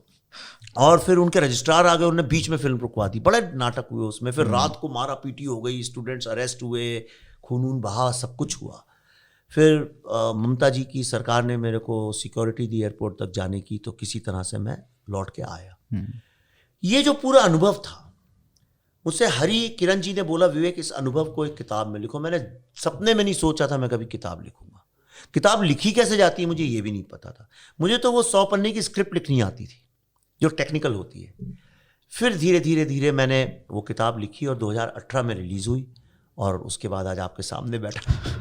कहा हिस्ट्री है, बाकी सब कुछ अर्बन नेक्सल्स। तो ये बॉलीवुड में जो कुछ बहुत ज्यादा बोल गया ना? नहीं, बहुत सही है। बॉलीवुड में भी तो काफ़ी बदलाव आया है, आपने देखा है पिछले 20 साल में। जैसे आप कह रहे हो, पहले तो कमर्शियल सक्सेस बन जाती थी, कोई भी आइडियोलॉजी उतना नहीं है, लेकिन फिर एक पहले तो बहुत ही अलग होता था 70-80 के दशक में। उसके बाद फिर जो इन्फ्लुएंस हुआ अंडरवर्ल्ड का, उसके बाद एक अलग तरीके की फिल्में बनने लगी, और अभी 2000 के बाद बिल्कुल ही अलग तरीके की। उसमें आप किस तरीके से सेक्सिज्म है, एंटी हिंदू बेगोट्री भी आ जाती है उसमें, और बहुत सारी एंटी इंडिया भी आने लग गया। तो ये सब थ्रेट्स जो हैं, थ्रेट्स भी और थ्रेट्स भी ये बनते जा रहे हैं। तो इसको कैसे देखते हो? जब आप एक तरीके से बाहुबली को देखो, तेलुगु सिनेमा को देखो, उनकी जो मूवीज़ हैं वो बहुत हिट हो रही हैं, हिंदी में डब होके आ रही हैं तो भी हिट हो रही हैं। और एक बॉलीवुड को देखो, इतनी बड़ी इंडस्ट्री होने के बाद भी रीजनल सिनेमा से कम्पीट नहीं कर पा रही है वो। तो ये कहाँ पे, या गानों में भी पंजाबी गाने ज़्यादा हिट हो रहे हैं। अगर आप टॉप 20 में देखो ना, तो पंजाबी गाने ज़्यादा मिलते हैं आजकल। बॉलीवुड का जो क्या है, ये टैलेंट की कमी है या एकदम डीरेसिनेशन हो गया है, क्या है ये?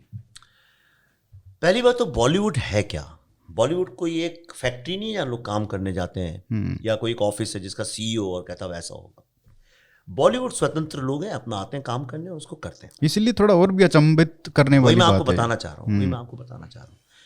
पहली बात तो बॉलीवुड जो है वो एक रीजनल फिल्म इंडस्ट्री है, राइट?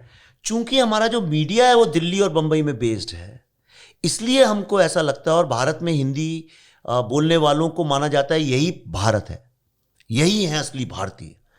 और मैं खुद हिंदी बोलने वाला हूं और बड़ा गर्व से बोलता हूं, पर ऐसा हमने मान लिया।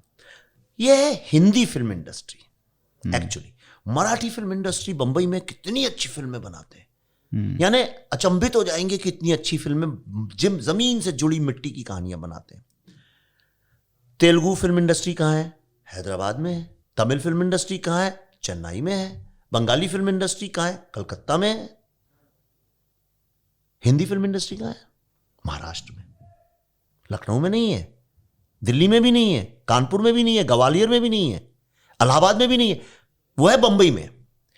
बंबई में जब ये फिल्म इंडस्ट्री शुरू हुई थी, वहां हिंदी बोलने वाले लोग ज्यादा थे नहीं। ये पारसी थिएटर से इन्फ्लुएंस होकर शुरू हुई। सही कह रहे हो। करेक्ट। वो पारसी थिएटर मतलब एक सीन हुआ, किसी ने आके कुछ गाना गा दिया, फिर किसी ने मारा पीटी कर दी, फिर एक आदमी आया उसने जोक सुना दिया, मतलब टिटिलेट करके ऑडियंस को बैठाल के रखो, शराब में पिए हुए धुत लोग बैठे, बस उनको किसी तरह से एंटरटेन करते रहो। वो एक मुद्दा था। फिर उसको टेक ओवर किया कम्युनिस्ट इप्टा के लोगों ने। अच्छा। हाँ, और उनका बड़ा कंट्रीब्यूशन है। आप देखिए भारत की फिल्म इंडस्ट्री और भारत के फिल्मी म्यूजिक की दुनिया में जो आपको सबसे गोल्डन पीरियड मिलेगा वो इप्टा के लोगों का मिलेगा। मैं खुद कम्युनिस्ट आइडियोलॉजी से वास्ता नहीं रखता हूं, पर वो भी ऑप्रेसर और ऑप्रेस्ड की कहानियां राज कपूर ने भी वही बनाई, बिमल रॉय ने भी वही बनाई, महबूब साहब ने भी वही बनाई, जितने उस वक्त के थे सबने यही फिल्में बनाई, जावेद अख्तर ने भी वही फिल्में लिखी हैं। ये सब कार्ड होल्डर इप्टा के थे और इन्हें कोई शर्म नहीं थी, गर्व से कहते थे हम कम्युनिस्ट हैं। पर इनकी जो कहानियां थी वो, और ये सही भी है, भारत में शोषण नहीं है क्या? यानी आज के नैरेटिव को आप माने तो कि शोषण है नहीं भारत में, आपका शोषण नहीं करता कोई, आप किसी का नहीं करते है। मैं गांव से आता हूं, मुझे पता है शोषण है। बॉलीवुड में ही शोषण हो रहा है। शोषण हर जगह है। ऑपरेशन और ऑपरेस्ड की बात करेक्ट है। रईस और गरीब का इतना ज्यादा बढ़ गया है दूरी उसके बीच में कि मतलब मुझे लगता है कहीं दुनिया का अंत ही ना हो जाए इस तरह से। एक दिन मैंने बच्चन साहब को बोला था, उनके घर हम बैठे थे, मैं पल्लवी किसी स्क्रिप्ट के लिए। मैंने बच्चन साहब को बोला था, मैंने कहा बच्चन साहब, अमित जी बोल रहा, मैंने कहा अमित जी आप, मुझे ऐसा लगता है, इसलिए आपसे बोल रहा हूं, कभी हो जाए ऐसा तो याद करिएगा, मैंने बोला था कि वो दिन अब दूर नहीं है, एक दिन झुग्गी झोपड़ियों से लोग तलवारें डंडे लेके निकलेंगे और जितने रईस लोग हैं उनके घर तोड़ेंगे। जहां मिलेंगे रईस लोग गाड़ियों में, रेस्टोरेंट्स में उनको मारेंगे। और अब आप देखिए, आप उसको लाइटली मत लीजिए, वर्चुअल वर्ल्ड में ऐसा एक दिन नहीं हुआ है पिछले 1.5 साल में जब बॉयकॉट बॉलीवुड ट्रेंड ना कर रहा हो। अभी खोलिए बॉयकॉट बॉलीवुड या कुछ ऐसा चल रहा होगा, हर दूसरे दिन होता है। लोग उनकी फिल्में फ्लॉप कराने लगे। ये भी एक तरह का देखिए तो वही जो है जो मैं कह रहा हूं, रिएक्शन बहुत काफी हेट भी हो गया है बॉलीवुड के, और खासकर जब सुशांत का केस हुआ तो उसके बाद से बहुत ज्यादा हो गया। जी जी जी। तो लेकिन जो ये कम्युनिस्ट लोग थे, इप्टा वाले जो लोग थे, इनकी कहानियां एक असली शोषण के ऊपर थी। ये एंटी हिंदू नहीं थे। इनकी कहानियों में हमेशा आखिर में जब कोई हीरो या हीरोइन के पास कोई सोल्यूशन नहीं बचता था तो मंदिर में जाते थे, राइट? ये सारे भजन कीर्तन जो आप गाते हैं आज कहां से आए? नहीं फिल्मों से तो आए। आखिर में लास्ट सीन के पहले वही हुआ करता था हमेशा, या तो हीरोइन का डांस होता था विलेन के सामने या फिर भजन या कीर्तन होता था।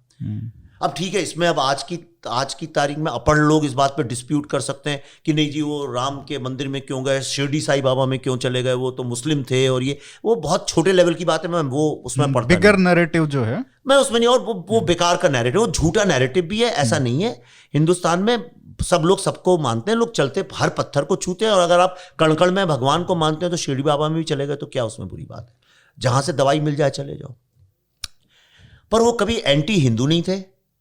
वो सारे हिंदू त्योहार जोर शोर से मनाते थे, इवन अमिताभ बच्चन तक मनाते रहे। अब उनने बंद किया है, जब से ये ट्विटर के इविल एलिमेंट्स ने टेक ओवर कर लिया तब से उनने बंद किया। उसके पहले बहुत जोर शोर से होली दिवाली मनाते थे, वो सब मनाते थे, कोई चाहे मुस्लिम हो चाहे हिंदू हो, कोई प्रॉब्लम नहीं था उसमें। उसके बाद अमिताभ बच्चन का दौर आया, और ये जो कहानियां गांव में जमींदार के शोषण पे थी, अब ये शहर में आ गई। अब ये मिल वर्कर के अगेंस्ट, इंडस्ट्रियल, उनके अगेंस्ट, जो रईस लोग हैं उनके अगेंस्ट ये होने लगा। फिर वो कहानियां 80 के दशक में शिफ्ट हुई, फिर वो बनने लगी पॉलिटिशियंस के अगेंस्ट। जो करप्ट आदमी था, जो विलन था, वो पॉलिटिशियन हो गया, जमींदार से मिल वर्कर हुआ। आपको अगर भारत का सोशो पॉलिटिकल एवोल्यूशन देखना है, मेरे बहुत फेमस मेरी एक लेक्चर है जो मैंने बेंगलोर में दिया था, मैं कई बार बोलता हूं ये बात। अगर आपको भारत का असली सोशो पॉलिटिकल आर्क देखना है तो आप कोई हिस्ट्री की बुक मत पढ़िए, आप सिर्फ भारतीय फिल्मों के विलेन को एनालाइज करना शुरू कर दीजिए, आपको समझ में आ जाएगा इस सोसाइटी कैसे चेंज हुई है।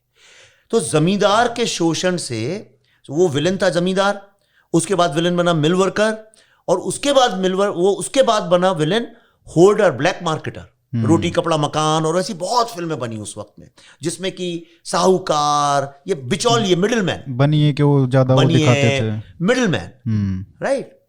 और उसके बाद कौन विलेन बना? 80 के दशक में बने पुलिस इंस्पेक्टर्स, लॉयर्स। वो देखिए सनी देओल की बड़ी फेमस फिल्म जिसमें वो अमरीश पुरी ऐसा करते हैं, वो घायल देख लीजिए आप, राइट। उस वक्त यही फिल्में बनी। एक फिल्म थी जिसमें अमिताभ बच्चन घुसते हैं विधानसभा में, सारे एमएलए को गोली मार देते हैं। आज का एमएलए ऐसा कुछ नाम था उसका, हाँ आज का एमएलए नाम था उसका। बहुत बनी, लोगों को भूल जाते हैं हम लोग, और हम जनरल ऐसे ही सुपरफिशियल बात करते हैं। उसके बाद आया एक दौर 1990 में लिबरलाइजेशन हुआ, राइट। लिबरलाइजेशन में भारत को लगा कि आहा अब तो हम अमेरिका हो गए, अब शोषण खत्म। पहले सिर्फ करोना और बाटा के जूते मिलते थे, अब तो हम नाइकी, रिबॉक कुछ भी खरीद सकते हैं। अरे चलो मैकडॉनल्ड, सिर्फ समोसा ही थोड़ा सा, पहले चॉइस मेरी जिंदगी में थी समोसे और कचौड़ी के बीच में, राइट। अब इतनी चॉइसेस हो गई कि समझ में नहीं आ रहा क्या करें। तो कोई विलेन ही नहीं बचा। अब मैं जॉब भी मिल जा रहा है, लिबरलाइजेशन हो चुका है भाई, गाड़ियां मिल रही हैं, क्रेडिट कार्ड ले लो, एक पेपर भर दो, क्रेडिट कार्ड आ गया, ईएमआई में घर ले लो, लड़की भी थोड़ी सी पट जाती है कि हाँ भाई लड़के के पास सब कुछ होने लगा। हमें ब्रांड नेम्स लगने लगे, ये रीबॉक, पोलो, ये वो, शोशेबाजी चालू हुई, चकाचौंध, राइट। और उस वक्त एक यंग लड़के का दाखला हुआ जो कि यश चोपड़ा जी का बेटा और करण जौहर और शाहरुख खान, इन तीन, तो एक है प्री अमिताभ बच्चन दौर, पोस्ट अमिताभ बच्चन दौर। अमिताभ बच्चन का दौर खत्म हुआ, बीच में छोटे मोटे वो डबल मीनिंग वाले सब आए, वो उसको मैं ध्यान इसलिए नहीं दूंगा, वो तो हमेशा ही होता है। फिर आया पोस्ट अमिताभ बच्चन, तो वो चालू हुआ post Shahrukh Khan phase. Post Shahrukh Khan phase जो था, उसको ये समझ में आ गया कि रियल लाइफ में लोगों के कोई प्रॉब्लम है नहीं, और अगर उनको प्रॉब्लम बताओ तो वो गुस्सा हो जाते हैं, कहते हैं यार ये सब मत बताओ, बड़े दिनों बाद तो मुक्ति मिली है यार, हम मैकडॉनल्ड जाएंगे, तुम्हारी ये ऑपरेशन की कहानियां सुने। और वहां से ये कम्युनिस्ट लोग जिन्होंने नैरेटिव अभी भी सोशल फैब्रिक में घुसा के रखा था, उन सबको दरकिनार कर दिया गया। सलीम जावेद का भी दौर खत्म हो गया। तो उनसे इंस्पायर जो राइटर्स थे, शुक्ला जी और ऐसे बड़े सारे लोग थे, वो भी हट गए। जो एक म्यूजिक डायरेक्टर्स आए थे बंगाल से, जो इनका दौर आर.डी. बर्मन पे जाके खत्म होता है, वो भी नहीं रहा है, वो भी खत्म हो गया। आर.डी. बर्मन खुद इप्टा से जुड़े नहीं थे, पर थे तो सचिन देव बर्मन के हार्डकोर कम्युनिस्ट के बेटे। सलील चौधरी जी भी नहीं रहे। तो जिनने वो मशाल जला के रखी थी सत्ता, जो ये कहते हैं ना स्पीकिंग ट्रूथ टू पावर, वो असली उन लोगों ने किया था। हालांकि आप देवानंद की कोई फिल्म देख लीजिए, देवानंद से अधिक कैपिटलिस्ट आदमी कौन हो सकता है? बहुत कैपिटलिस्ट और फ्लैम्बोयेंट आदमी, पर देवानंद की सारी फिल्में देखिए, किसी ना किसी लेवल पे सोसाइटी के ऑपरेशन के अगेंस्ट है। जब ड्रग्स आए तो ड्रग्स के अगेंस्ट बनाई उनने हरे राम हरे कृष्णा, क्लासिक फिल्म। वो दौर खत्म हो गया। तो अब जो नए लड़कों ने, अब भाई 19-20 साल के करण जौहर, यंग आदित्य चोपड़ा, उनके दोस्त सारे यंग, फराह खान यंग, सब अनमैरिड। इनके जीवन का सबसे बड़ा प्रॉब्लम क्या था? इनकी लाइफ का विलेन था लड़की का बाप। सोसाइटी ये जानते नहीं थे, गांव देखा नहीं था। यश जी ने सारी जिंदगी गांव और पंजाब की फिल्में बताई, बेटे ने देखा नहीं था। तो और ये बचपन से जाते थे बाहर फॉरेन, इनके दिमाग में था यार कहां फंस गए इस कंट्री में। मोदी जी ने सही बोला था एक्चुअली, हर आदमी बोलता है यार कहां पैदा हो गए, कहां फंस गए। अब बाप का इतना बड़ा धंधा है फिल्मों का, वो छोड़ के जा नहीं सकते। हॉलीवुड में जाएंगे, कोई दो कौड़ी को नहीं पूछेगा हमको। तो एक काम करते हैं, फिल्में यहां क्यों बनाए, अपन चलते हैं शाहरुख को लेके फॉरेन चलते हैं, फॉरेन में फिल्में बनाते हैं, तो बढ़िया ठंडा अच्छा मौसम रहेगा, पार्टी करेंगे, मौज करेंगे। मैं सच बता रहा हूं, मेरी बातों को लाइटली मत लीजिए। हाँ, तो आप तो जानते हैं अंदर नहीं, मैं इसको बोल हल्के, पर मैं एकेडमिक बात कर रहा हूं। यही हुआ, और इसलिए 2000 के बाद जो है हमारी फिल्मों से भारत और भारत का कॉमन मैन गायब हो गया। और उसी के साथ हमारी न्यूज से भी कॉमन मैन गायब हो गया, हमारे न्यूज़पेपर से भी कॉमन मैन गायब हो गया, हमारे पॉलिटिकल नैरेटिव से भी कॉमन मैन गायब हो गया।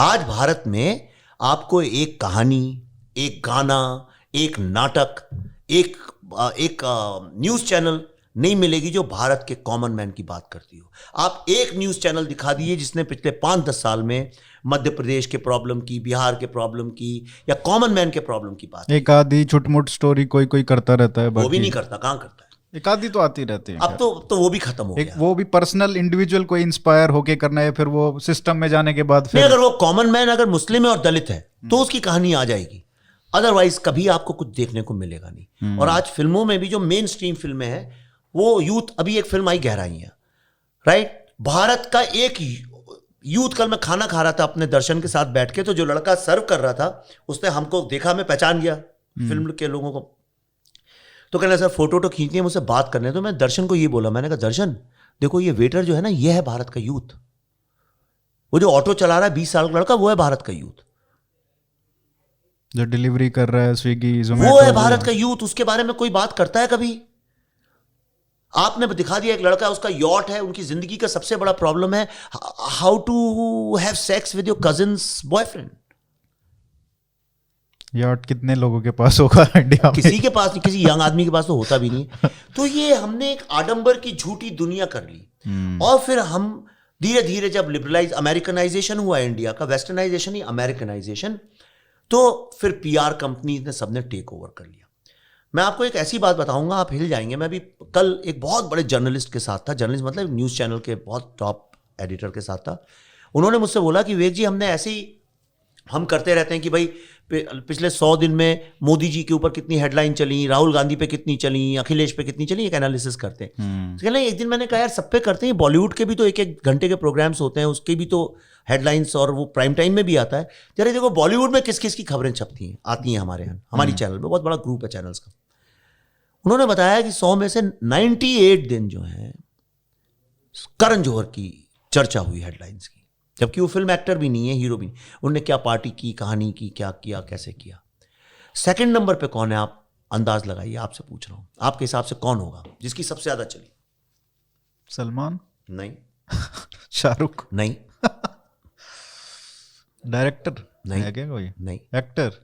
एक्टर मैंने कहने को, हाँ कहने को आप ही बता दो। मलाइका अरोरा और अर्जुन। अरे हाँ, और उनका कुत्ता, मलाइका का कुत्ता।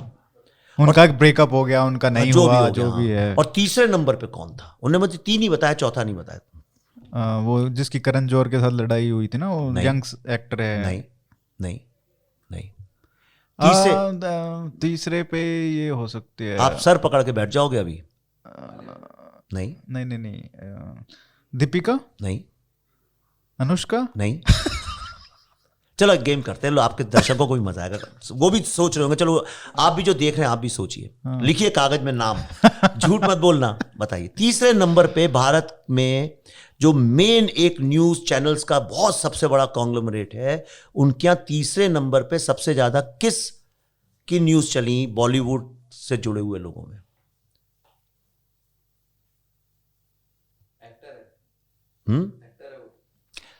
आप अंदाज लगाइए, एक्टर से जुड़े हुए लोगों की बात कर रहा हूं मैं, जुड़े हुए लोगों की बात कर रहा हूं। मैंने ये नहीं बोला कि वो बॉलीवुड में क्या करते हैं। चलिए अब टाइम बड़ा वेस्ट हो जाएगा। आप मुझे पता आप नहीं बता पाएंगे, मैं भी फेल हो गया था। वो है सैफ का बेटा तैमूर। अरे यार ये तो दिस वाज इजी। मेरे दिमाग में ही नहीं था वो तो। क्यों नहीं था आपके दिमाग में? क्योंकि कोई भी आदमी जिसको ईश्वर ने थोड़ी सी भी बुद्धि दी है, वो कहेगा बॉलीवुड की न्यूज में वो लोग आने चाहिए जो बॉलीवुड के actors, actresses, directors, music directors हैं। अब आप देखिए, करण जी फिल्म बनाते हैं, पर उनने तो पिछले कई सालों से कोई फिल्म डायरेक्ट नहीं की है, प्रोड्यूस जरूर की है। तो किसी और प्रोड्यूसर को आप क्यों नहीं देखते? सबसे ज्यादा तो टी सीरीज प्रोड्यूस करता है फिल्में, आप उनके प्रोड्यूसर को नहीं देखते। जी स्टूडियो सबसे ज्यादा फिल्में करता है, उसके बाद आप जानते भी नहीं होंगे उसमें प्रोड्यूसर कौन है। करेक्ट। यश चोपड़ा YRF सबसे ज्यादा फिल्में प्रोड्यूस करता है, आपने कभी आदि को देखा नहीं होगा। बिल्कुल राइट। पर आप सबसे ज्यादा करण को देखते हैं। मलाइका अरोरा को क्यों देखते हैं आप? वो तो फिल्में भी नहीं करती। बच्चे को क्यों देखते हैं आप? तो उन्होंने मुझे बताया क्योंकि अच्छा न्यूज वाले भी लेजी हैं, वो थोड़ी कहीं जाते हैं, उनको तो पीआर जो भेजता है वैसा का वैसे ही छाप देते हैं, कॉमा फुल स्टॉप भी नहीं बदलते। आप ये लिख दो आज की, अगर मैं बोलूं कि अरियांत को जो है नोबेल प्राइज मिलने वाला है, तो वो छाप देंगे कल। वर्ल्ड न्यूज की भी पता नहीं किसी ने न्यूज छपाई हो, मुझे पता नहीं। हाँ, ऐसा ही हो तो पीआर है, मतलब सिस्टम, पीआर का सिस्टम पूरा है। जिसके पास पैसा, आप पीआर टेक ओवर कर लीजिए और आप 24 घंटे न्यूज में रहेंगे। ये पूरा खेल है। तो ये आप जो कह रहे हो कि इस तरीके से जो अमेरिकनाइजेशन हुआ है, तो फिर इनकी हिट क्यों हो रही हैं फिल्में? कौन सी फिल्म हिट है आपके हिसाब से? नहीं मतलब नहीं, नाम लिया जाए। चलिए पिछले 10 साल लोग में समझते नहीं हिट फ्लॉप क्या होता है। बहुत होती हैं जो ये बाहर जाके शूट करते हैं। ऐसी तो एक बार एक पूरा वो आया था जब चल ही रही थी, ये सारी हिट फिल्में हो रही थी। हाँ, एक वही मैं कह रहा हूँ ना, वो वक्त ऐसा था कि जैसे लव आजकल टाइप का। हाँ, वो बताता हूँ क्या कारण है उसका। कारण ये है कि पहले भारत में जो यंग लोग होते थे, देखिए फिल्म सबसे ज्यादा यंग लोग जाते हैं क्योंकि वो एक्सपेरिमेंटर्स हैं। आधे से अधिक लोग इसलिए जाते हैं, गर्लफ्रेंड है, जगह नहीं है कहीं जाने की, तो वहां चले जाओ। तो आप सच्ची कह रहा हूं मैं आपसे, बहुत इसीलिए जाते हैं कि जगह नहीं। बॉम्बे जैसी जगहों में, दिल्ली में बड़ी समस्या है। तो पहले पैसा नहीं होता था लड़के लड़कियों के पास 30-35 साल की उम्र तक ऐसे गए 300-300 रुपए का टिकट खरीदने का। पर सडनली IT रेवोल्यूशन के बाद और ये कंटेंट क्रिएशन और ये सब आजकल आप देखिए 18 साल के लोग, 19 साल के बच्चे खूब कमा रहे हैं दबा के। तो उनका जो पूरा माइंड सेट है, खाओ पियो ऐश करो और यार हमें फालतू के टेंशन में मत पालो। हम लोग जो एंटरटेनमेंट दो। हाँ यार ये क्या कश्मीर अश्मीर हुआ हुआ ना, मर गए, अब क्या कर सकते हैं यार, हमें तो ऐश करने दो। हाँ जब फरीदाबाद या गुड़गांव तक प्रॉब्लम पहुंचेगा मुझे उठा देना, तब देखूंगा यार क्या करना है। ये भारत का एक माइंडसेट चल रहा है आज की तारीख में, यूथ का ये माइंडसेट है। आप उसको बता ही नहीं सकते क्या सही है क्या गलत है, isn't it? तो ये लोग जो थे कुछ भी लगता था चले जाते थे। और क्या मार्केटिंग की एक ब्यूटी तो होती है, जब हाइप क्रिएट करती है तो आपको भी लगता है यार मैं भी एक बार देख तो आऊं चीज को जाके। और जब आप स्टार्स को लेते हो तो स्टार्स का, और इन स्टार्स ने अपना ग्लैमर वर्ल्ड इतना बड़ा क्रिएट कर लिया। पर ये जब कोविड आया तो ये सारे जो आईटी के ऐश कर रहे थे, कोई बेंगलोर में, पूना में, इधर उधर, सब बंद हो गया। तो लौट के अपने लोअर मिडिल क्लास माँ बाप के छोटे शहर के घर में उनको आना पड़ा। राइट, जहाँ पे एसी नहीं था, ऑफिस में तो एसी भी था, घर में भी था, यहाँ नहीं था। ये एक गली के अंदर कानपुर में कहीं पे जहाँ बाहर कपड़े सूख रहे हैं और लोग घूम रहे हैं, गाय और सूअर सब एक साथ घूम रहे हैं, वहाँ गर्मी के मार्च में हुआ था, अप्रैल मई के महीने में सबको एक साथ भर दिया गया।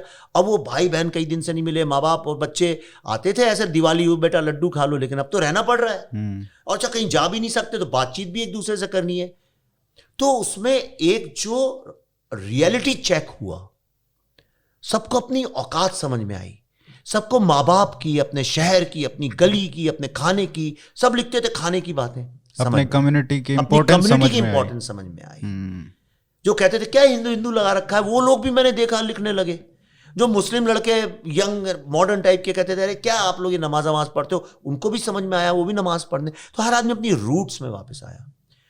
ये एक भारत क्रिएट हुआ। पर उसी वक्त जब ये चल रहा था तब एक बहुत बड़ी एक्ट्रेस हैं, नाम नहीं लूंगा उनका, भी एक ट्वीट डिलीट हुआ, सिखों पे कुछ बोल दिया था। तो अब उनने कुछ ऐसा बोला कि ये चीज़ कहाँ मिलती है, कोई मेकअप की या पर्स की, कोई लाखों रुपए की चीज़। तो लोगों ने इमीडिएटली रिएक्ट किया, जो ट्रोल्स भी नहीं थे।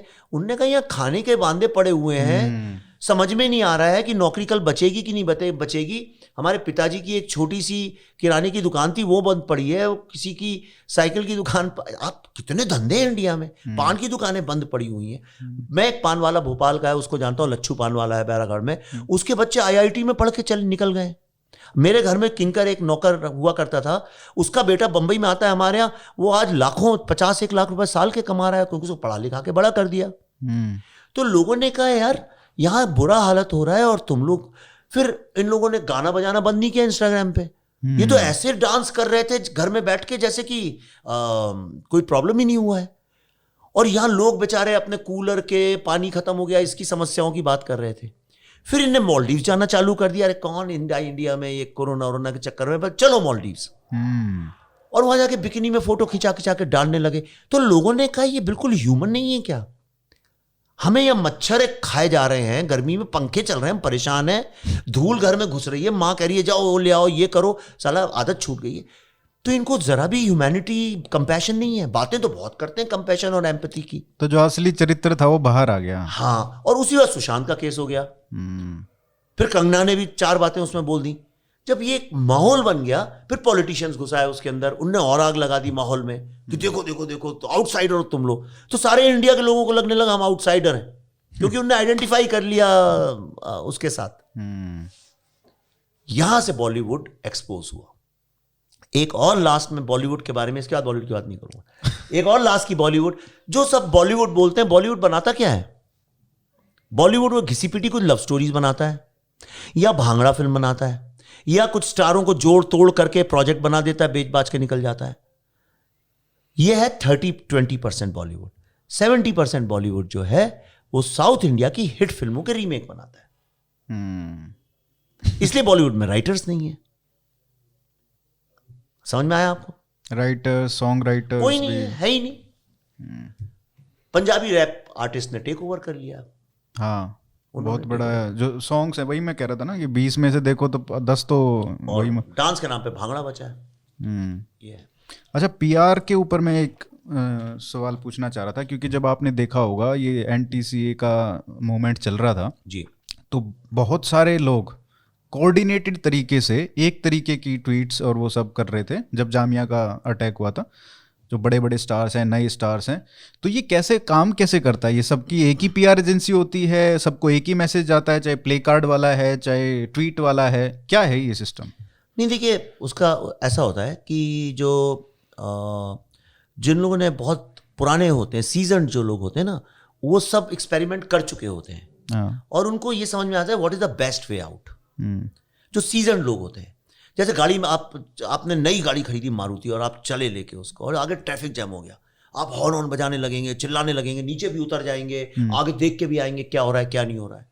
और एक सीजन बुढ़ा ऑटो रिक्शा वाला होगा, वो चुपचाप बैठ के अपना तम्बाकू घिसने लगेगा, फोन उसको कहता है कुछ करके हम कर ही नहीं सकते, जिस चीज पे कंट्रोल ही नहीं उसमें हम काहे को सर पच्ची करें, इजंट इट? तो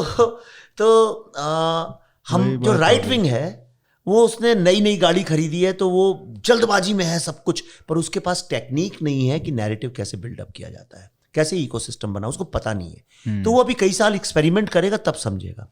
इनका क्या है कि ये एक्सपेरिमेंट सब कर चुके हैं, 150 साल से कर रहे हैं, इनको सब पता है। तो ये लेफ्ट में एक सिस्टम है बनाया। आप मुझे एक बात बताइए, आज ट्विटर की बात करता हूं, ट्विटर में जो लोगों के बीच में लड़ाइयां होती हैं वो सिर्फ राइट विंग वालों के बीच में होती हैं। जो असली लेफ्टिस्ट हैं, ऐसे झूठ मूठ के लेफ्टिस्ट नहीं, जो असली कमिटेड लेफ्टिस्ट लोग हैं, आप कभी नहीं देखेंगे पब्लिकली कभी एक दूसरे की बुराई करें या लड़ें।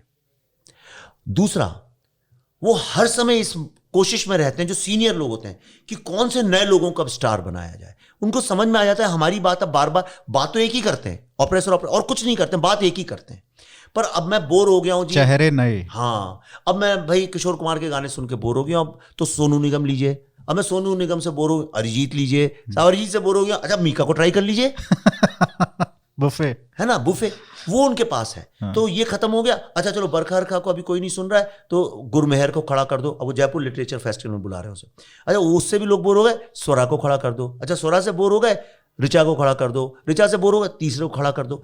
और ये बिल्ड करते हैं। फिर ये क्या करते हैं, जो हम लोग को, मैं कितने साल से चिल्ला के बोल रहा हूं, कोई सुनता, मैंने कई लोगों को मेंटोर किया है, बिना प्रोडक्ट्स क्रिएट किए हुए आप ना तो इकोसिस्टम बना सकते हैं और ना आप नैरेटिव चेंज कर सकते हैं। हमारे क्या है, सब लोग इजी वे, ट्वीट करो, इसको गाली दो उसको गाली दो, और कोई इकोसिस्टम चेंज नहीं हो रहा। आपने क्या प्रोडक्ट क्रिएट किया है, कितनी किताबें लिखी हैं, कितने रिसर्च पेपर किए हैं, कितने थिंक टैंक्स बनाए हैं? आपको तो आता ही नहीं नैरेटिव बिल्ड करना, आप तो गाली देते हो बस, इसको गाली दिन रात, उसको ये बोल दो वो बोल दो। अरे आपको अगर इस्लामिक टेररिज्म का नैरेटिव तोड़ना है तो आप उनको गाली देके तोड़ ही नहीं सकते। आप एक ही चीज से तोड़ सकते हैं, अपनी तारीफ करके, अपना ट्रम्पेट बजा के। इसीलिए अगर वो आपसे ह्यूमैनिटी की बात करते हैं तो आप उनसे वसुदैव कुटुंबकम की बात करिए, जो मोदी जी करते हैं। पर मुझे बड़ा आश्चर्य, उनके फॉलोअर्स नहीं करते हैं। उनके फॉलोअर्स तो हर समय कुटुंब को तोड़ने की बातें करते हैं, तोड़ दो, बॉयकॉट कर दो, मार दो। इसलिए आप देखिए उनका इतना इंटीग्रेटेड सिस्टम है कि आज तुमको अगर, अब समझो, एक बात बताइए, आपके जैसे कितने पॉडकास्टर्स पिछले 7 साल में, जब से मोदी गवर्नमेंट आई है, और ये मैं बहुत, मेरी बात अच्छी लगे चाहे बुरी लगे, मैं जानता हूं बहुत राइट विंग वाले मुझे इसको लेकर ट्रोल करेंगे, पर मैं कभी ना कभी तो रियलिटी चेक करेंगे, किसी ना किसी दिन तो मेरी बात कानों में गूंजेगी। मैं पूछना चाहता हूं उनसे, पिछले 7 साल में जब आपकी सरकार है, हर जगह आपका पास पावर है, कितने हमने आइकॉन्स खड़े किए सक्सेसफुल, और कितने जो सक्सेसफुल ऑलरेडी थे उनको टांगे खींच के नीचे लाए। इसका एक हिसाब किताब बनाइए। और पिछले 7 साल में आप देखिए जो अपोजिंग कैंप है उनके यहां कितने स्टार्स बने, लिस्ट मिल जाएगी आपको। तो ये तो आप जैसे सक्सेसफुल लोगों की रिस्पॉन्सिबिलिटी है नए स्टार्स बनाना। मैं तो कितने बनाता हूं, आप कल्पना भी नहीं कर सकते कितने आप। लेकिन आप जैसे नहीं है ना सब लोग। पर मैं भी तो गरीब हूं भाई मेरे पास, मैं तो दर पैसे का मोहताज हूं। मैं तो अभी अगर फिल्म नहीं चली, क्योंकि राइट विंग वाले फिल्म देखते नहीं है, वो सिर्फ ट्विटर पे बात करते हैं, बॉयकॉट करते हैं। अब वो बॉयकॉट करते हैं, वो जाके नहीं देखते थिएटर में, राइट। लेफ्टिस्ट लोग क्या करते हैं, एक घटिया सी भी फिल्म आ जाएगी, सब जाकर टिकट खरीदेंगे और उस फिल्म को शुरू में सक्सेसफुल, फिर मीडिया में लिखेंगे उसके बारे में। अभी तक देखिए एक तापसी पन्नू की फिल्म थी जिसे मैं एग्री नहीं करता, पर अभी तक उसको ऐसे बताते हैं जैसे it's one of the best films of the world. थप्पड़। लेकिन आप किसी भी आम आदमी से जाके पूछ लीजिए कि भाई कैसी थी, वो आपको उल्टी राय दे देगा। पर दे क्रिएट नैरेटिव। और हमारे यहाँ क्या होता है, बुद्धा इन अ ट्रैफिक जैम जिसने इस देश के पॉलिटिकल नैरेटिव को चेंज कर दिया। प्राइम मिनिस्टर तक को बोलना पड़ा पार्लियामेंट में, राज्यसभा में अर्बन नक्सल्स के बारे में कुछ दिन पहले। वो टर्म पूरा मेन स्ट्रीम हो गया। गवर्नमेंट ने जो सुप्रीम कोर्ट में एफिडेविट भरा है ये मॉइस्ट के लिए, उसमें मॉइस्ट वर्ड नहीं, उन्होंने अर्बन नक्सल वर्ड यूज किया सुप्रीम। ये इंटरनेशनल जार्गन बनी। मैंने इतना सब किया, लेकिन आप बताइए कितने लोगों ने बुद्धा इन अ ट्रैफिक जैम देखी जाके? राइट विंग वाले सब कितने लोगों ने जाके देखी ताशकंद फाइल्स? बाद में देखी जब चल गई बहुत, तो शुरू में इनिशियल तो नहीं लगा था उसका। ये एक समस्या है। इसलिए मैं कहता हूं प्रोडक्ट्स क्रिएट करो, कोई एक परमानेंट ब्लॉक बनाओ, ऐसी चीज मत बनाओ जो जीरो कैपिटल पे खड़ी है। Build it. मैं आपके यहाँ आया, आपने इन्वेस्ट किया, एक प्रोफेशनल चीज बनाई है, ये चीज आगे जाएगी। चलो अब डिजिटल चल रहा है, वर्चुअल, चलो क्या है, घर बैठे हैं, नीचे बॉक्सर्स पहनो, ऊपर टी शर्ट पहनो, 2-3 दोस्तों को बुलाओ और आपने चैनल चालू कर दी यूट्यूब में। वो चैनल तब तक हैं जब तक आपका नैरेटिव पावर में है। जिस दिन वो खत्म होगा लोग आप में इंटरेस्ट छोड़ देंगे। इसलिए ड्यूरेबल प्रोडक्ट्स बनाइए। आपने क्यों नहीं एक जयपुर लिटरेचर फेस्टिवल जैसा खड़ा कर दिया? कहां है? एक है, 7 साल में नहीं बना पाए हम लोग। उनने 25 प्रॉपर्टी खड़ी कर दी है। हमने स्वराज और ऑप इंडिया, ठीक है, यहां पे रुक जाते हैं, फुल स्टॉप लग जाता है। और उसी राज में देखिए वायर, क्विंट, ऑल्ट न्यूज, ऐसे 25 हैं जो कि इंटरनेशनली जाने जाते हैं। स्टैंड अप कॉमेडियन कोई जानता नहीं था 2007 मेरा बड़ा अच्छा दोस्त है एक्चुअली, लड़का ठीक है, बातें बहुत बेवकूफी की करता है। कौन? कुणाल कमरा। कोई जानता नहीं था एक्चुअली उसको, तो स्टैंड अप कॉमेडियंस भी एक्नॉलेज नहीं करते थे। कितने स्टैंड अप कॉमेडियंस उनने खड़े कर दिए और उनको मार्टर भी बना दिया है, जेल में डाल डाल के हम लोगों ने। राइट, हमारे यहाँ क्यों नहीं एक भी आया? कितने सिंगर्स, पोएट्स, ये वो करते हैं, क्रिएटिव लोगों को पकड़ पकड़ के मेंटोर करके आगे खड़ा करते हैं और जेलस फील नहीं करते। हमारे यहाँ अभी आपका ज्यादा चलने लगेगा पॉडकास्ट, तो आपको कोई कहेगा आप ये हैं वो हैं, फिर आप चालू हो जाएगी पूरी पॉलिटिक्स। पर ये गलत नहीं, इसलिए क्योंकि हमने अभी नई नई गाड़ी खरीदी है। हमको पता नहीं कि फर्स्ट गियर के बाद सेकंड लगाते हैं, हम फर्स्ट से कई बार फोर्थ में भी डाल देते हैं, कई बार रिवर्स करते करते पेड़ में भी ठोंक देते हैं। हमको भी पूरी तरह से उस गाड़ी का आइडिया नहीं हुआ है। थोड़ा वक्त जाएगा तो हम भी उनके जैसे बन जाएंगे। तो टाइम की दिक्कत है, ये टाइम की दिक्कत है। और एक लीडरशिप की भी है, how to mentor younger people, उसकी भी एक प्रॉब्लम है। तो अभी आपको जाना है क्या? कितना? 1:44। हाँ, मेरे ख्याल से अगले 4-5 मिनट में, तो मेरे ख्याल से 5 मिनट और कर सकते हैं। तो आपने इतने एक्टर्स के साथ काम किया, और एक मैं इस पे भी बात करना चाहता था कि आपने क्रिएटिव लोगों की बात की। क्या ये मेरा मिसकंसेप्शन है कि जो क्रिएटिव लोग हैं वो लीन करते हैं थोड़े लेफ्टिस्ट आइडियोलॉजी की तरफ? अब मुझे नहीं पता वो इकोसिस्टम की वजह से है या कुछ और है, क्योंकि राइट विंग में क्रिएटिव लोग तो बहुत हैं, but they are mostly engineers होगा, कोई डॉक्टर होगा, कोई कुछ होगा, वो अलग प्रोफेशंस में है। क्योंकि हम लोग मिडिल क्लास से आए हैं, उस तरीके से उठे हैं, और वो थोड़े एलिट सोसाइटी से भी होते हैं। जो भाई बॉलीवुड में है, किसी का कोई बाबू का कोई लड़का है, लड़की है, वो उस तरीके की लाइन में चले गए, और उनको आपने बताया कि किस तरीके से प्रमोट करती है। तो क्या ये इकोसिस्टम की है, या क्रिएटिव लोग यूजुअली थोड़ा सा, या तो उनका पॉलिटिक्स में थोड़ा सुपरफिशियल अंडरस्टैंडिंग होता है, इसलिए थोड़ा लेफ्ट के लिए इजी होता है वो जो कहते हैं ना कि पॉलिटिकली करेक्ट, कि हाँ यार ये अच्छी बात कर रहे हैं कि सबको जस्टिस मिलना चाहिए, मतलब सरफेस पे कोई बात करते हैं, अंडरस्टैंडिंग डीप नहीं है। नहीं, देखिए क्या है कि क्रिएटिविटी है क्या, पहले ये समझा जाए क्या चीज़ है क्रिएटिविटी। क्रिएटिविटी है कि कोई आप ऐसा तो नहीं कि पत्थर भगवान ने बनाए थे तो आपको एक नई चीज क्रिएट कर दे। जो इस दुनिया में है उसमें जो कुछ भी रंग है, जो भी उसमें धातुएं हैं, जो चीजें हैं आपके सामने, उसको आप किस नजरिए से देख रहे हैं, वो नजरिया जो है वो आम नजरिए से अलग है कि नहीं। क्रिएटिविटी सोसाइटी को एक स्टेप आगे ले जाने की, क्रिएट मतलब नया क्रिएशन। अगर क्रिएशन नहीं है तो रेपिटिशन है, isn't it? इसीलिए आप सलमान खान की फिल्मों को क्रिएटिव नहीं बोलते हैं, लेकिन कुछ फिल्मों को बोलते हैं जो अच्छी होती हैं क्रिएटिव फिल्में। तो मतलब एक नया डायमेंशन देखना। तो जब सब लोग बोल रहे हैं, समझिए सब लोग ये बोल रहे हैं समोसा दुनिया में सबसे अच्छा है खाने में, समोसे से अच्छा कुछ नहीं है। तो वो क्रिएटिव आदमी कैसे बोल सकता है भाई, वो तो नया डायमेंशन ढूंढ रहा है। वो भी अगर बोलेगा समोसा सबसे अच्छा है तो वो ये नहीं बोलेगा। या तो वो ये बोलेगा कि समोसा खाने से स्वास्थ्य खराब हो जाता है, ये मेरी डिस्कवरी है, या वो ये बोलेगा कि समोसा नहीं, कोई एक नई चीज है, आप पिज्जा ट्राई करिए, आप ये करिए वो करिए, आपको नई चीज दिखाएगा। क्रिएटिव आदमी अगर पुराने भगवानों को मानने लगा तो क्रिएटिव है ही नहीं। क्रिएटिव आदमी का एक ही मकसद और एक ही धर्म होता है, प्योर क्रिएटिव की, झूठे क्रिएटिव की नहीं कर रहा हूं, to destroy old gods and to create new gods. Correct. अब गॉड वर्ड बोला है तो कई आपके सुनने वाले एकदम से सोचेंगे कहीं ऐसा नहीं, ऐसा नहीं है। हर यंग बच्चा जो होता है वो दिमाग में नए गॉड्स क्रिएट करता है, अनलेस वो अपने माँ बाप की विचारधारा के इतने अधीन हो, अपने किसी चीज में थोड़ा रिबेलियन टाइप का रहता है। कौन नहीं होता रिबेलियन यूथ में? हाँ। तो अच्छा, और 50 साल की उम्र में थोड़ी कोई कहता अब मैं क्रिएटिव हूं, अब मैं जाकर रिबेल करूंगा। नहीं, वो रिबेलियन कॉलेज में खत्म हो जाता है, जब नौकरी लगी रिबेलियन खत्म। राइट। फिर वो कहता है यार राइट विंग हूं कि लेफ्ट विंग हूं। यंग बच्चा नहीं सोचता मैं लेफ्ट हूं कि राइट हूं, उसको तो बदलाव चाहिए, उसको कोई नया चीज देखना है। जो माँ बाप के घर में खाता था वही उसको खराब लगती है, वो वापस वहीं पहुंचेगा ये अलग बात है, पर उस वक्त खराब लगती हैं।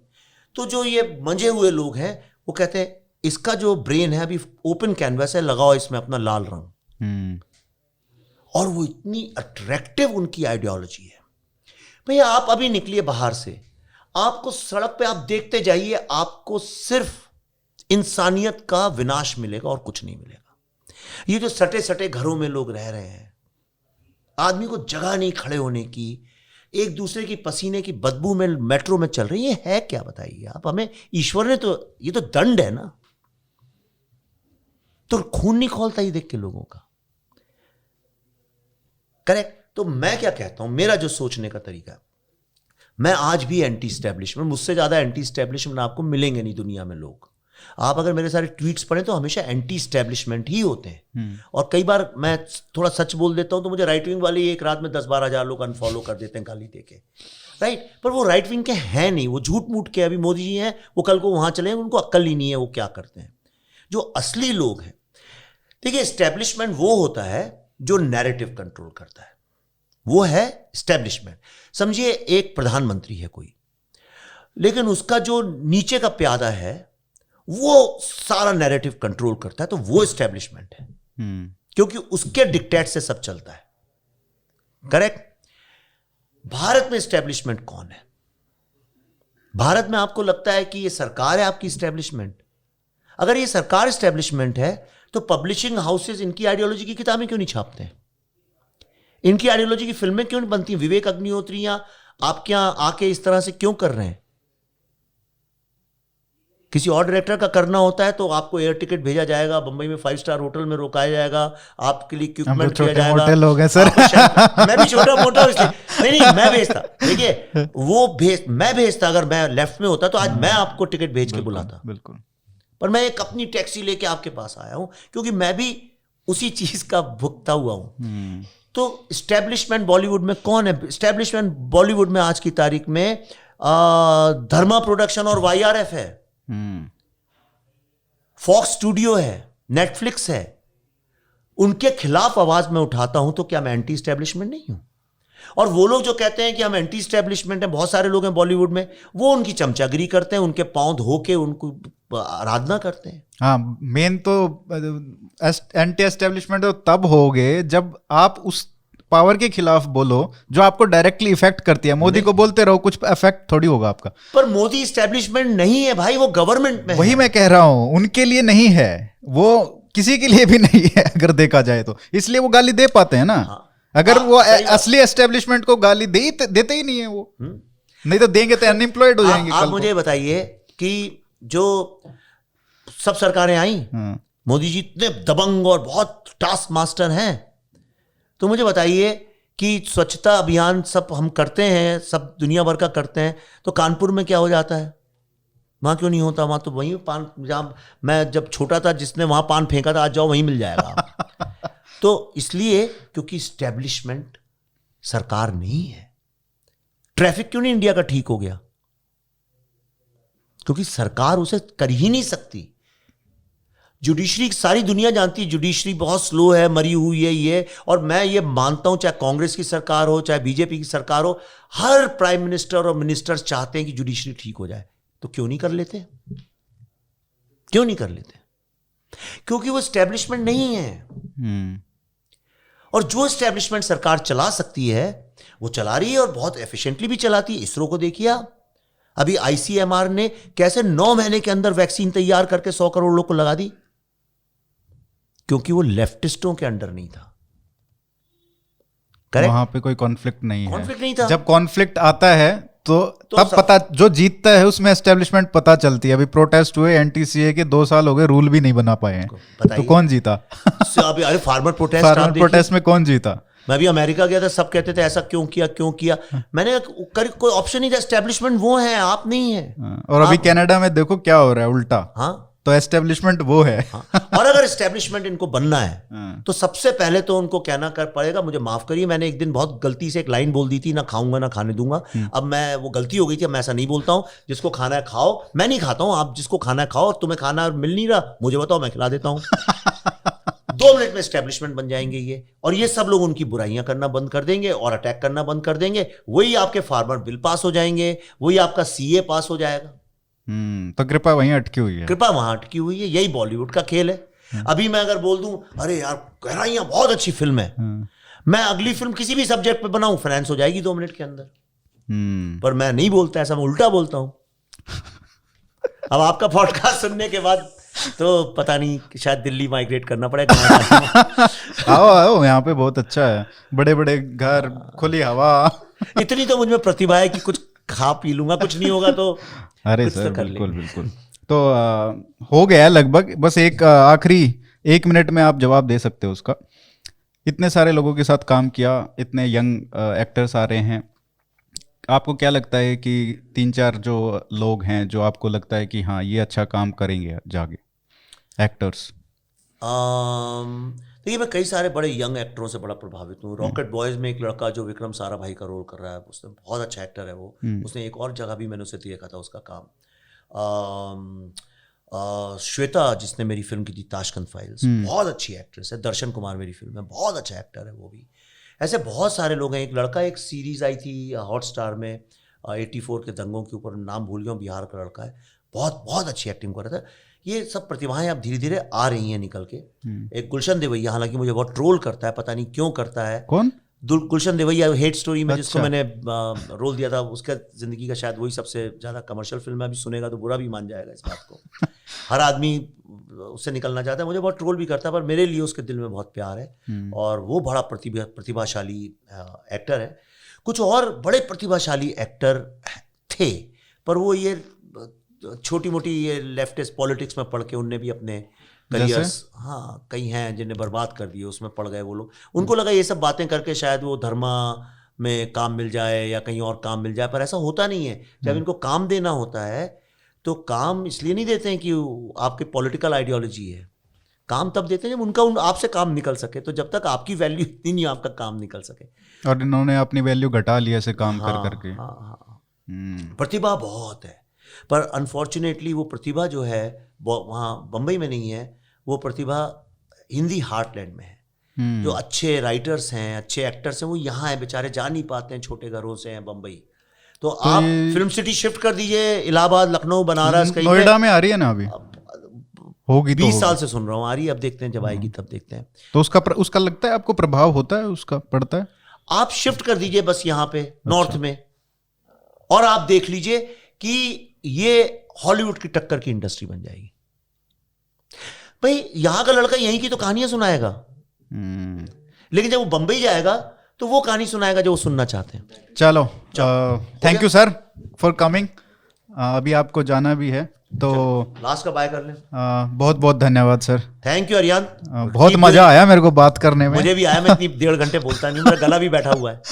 Thank you sir. Thank you, all the best, keep doing good work. Thank you sir.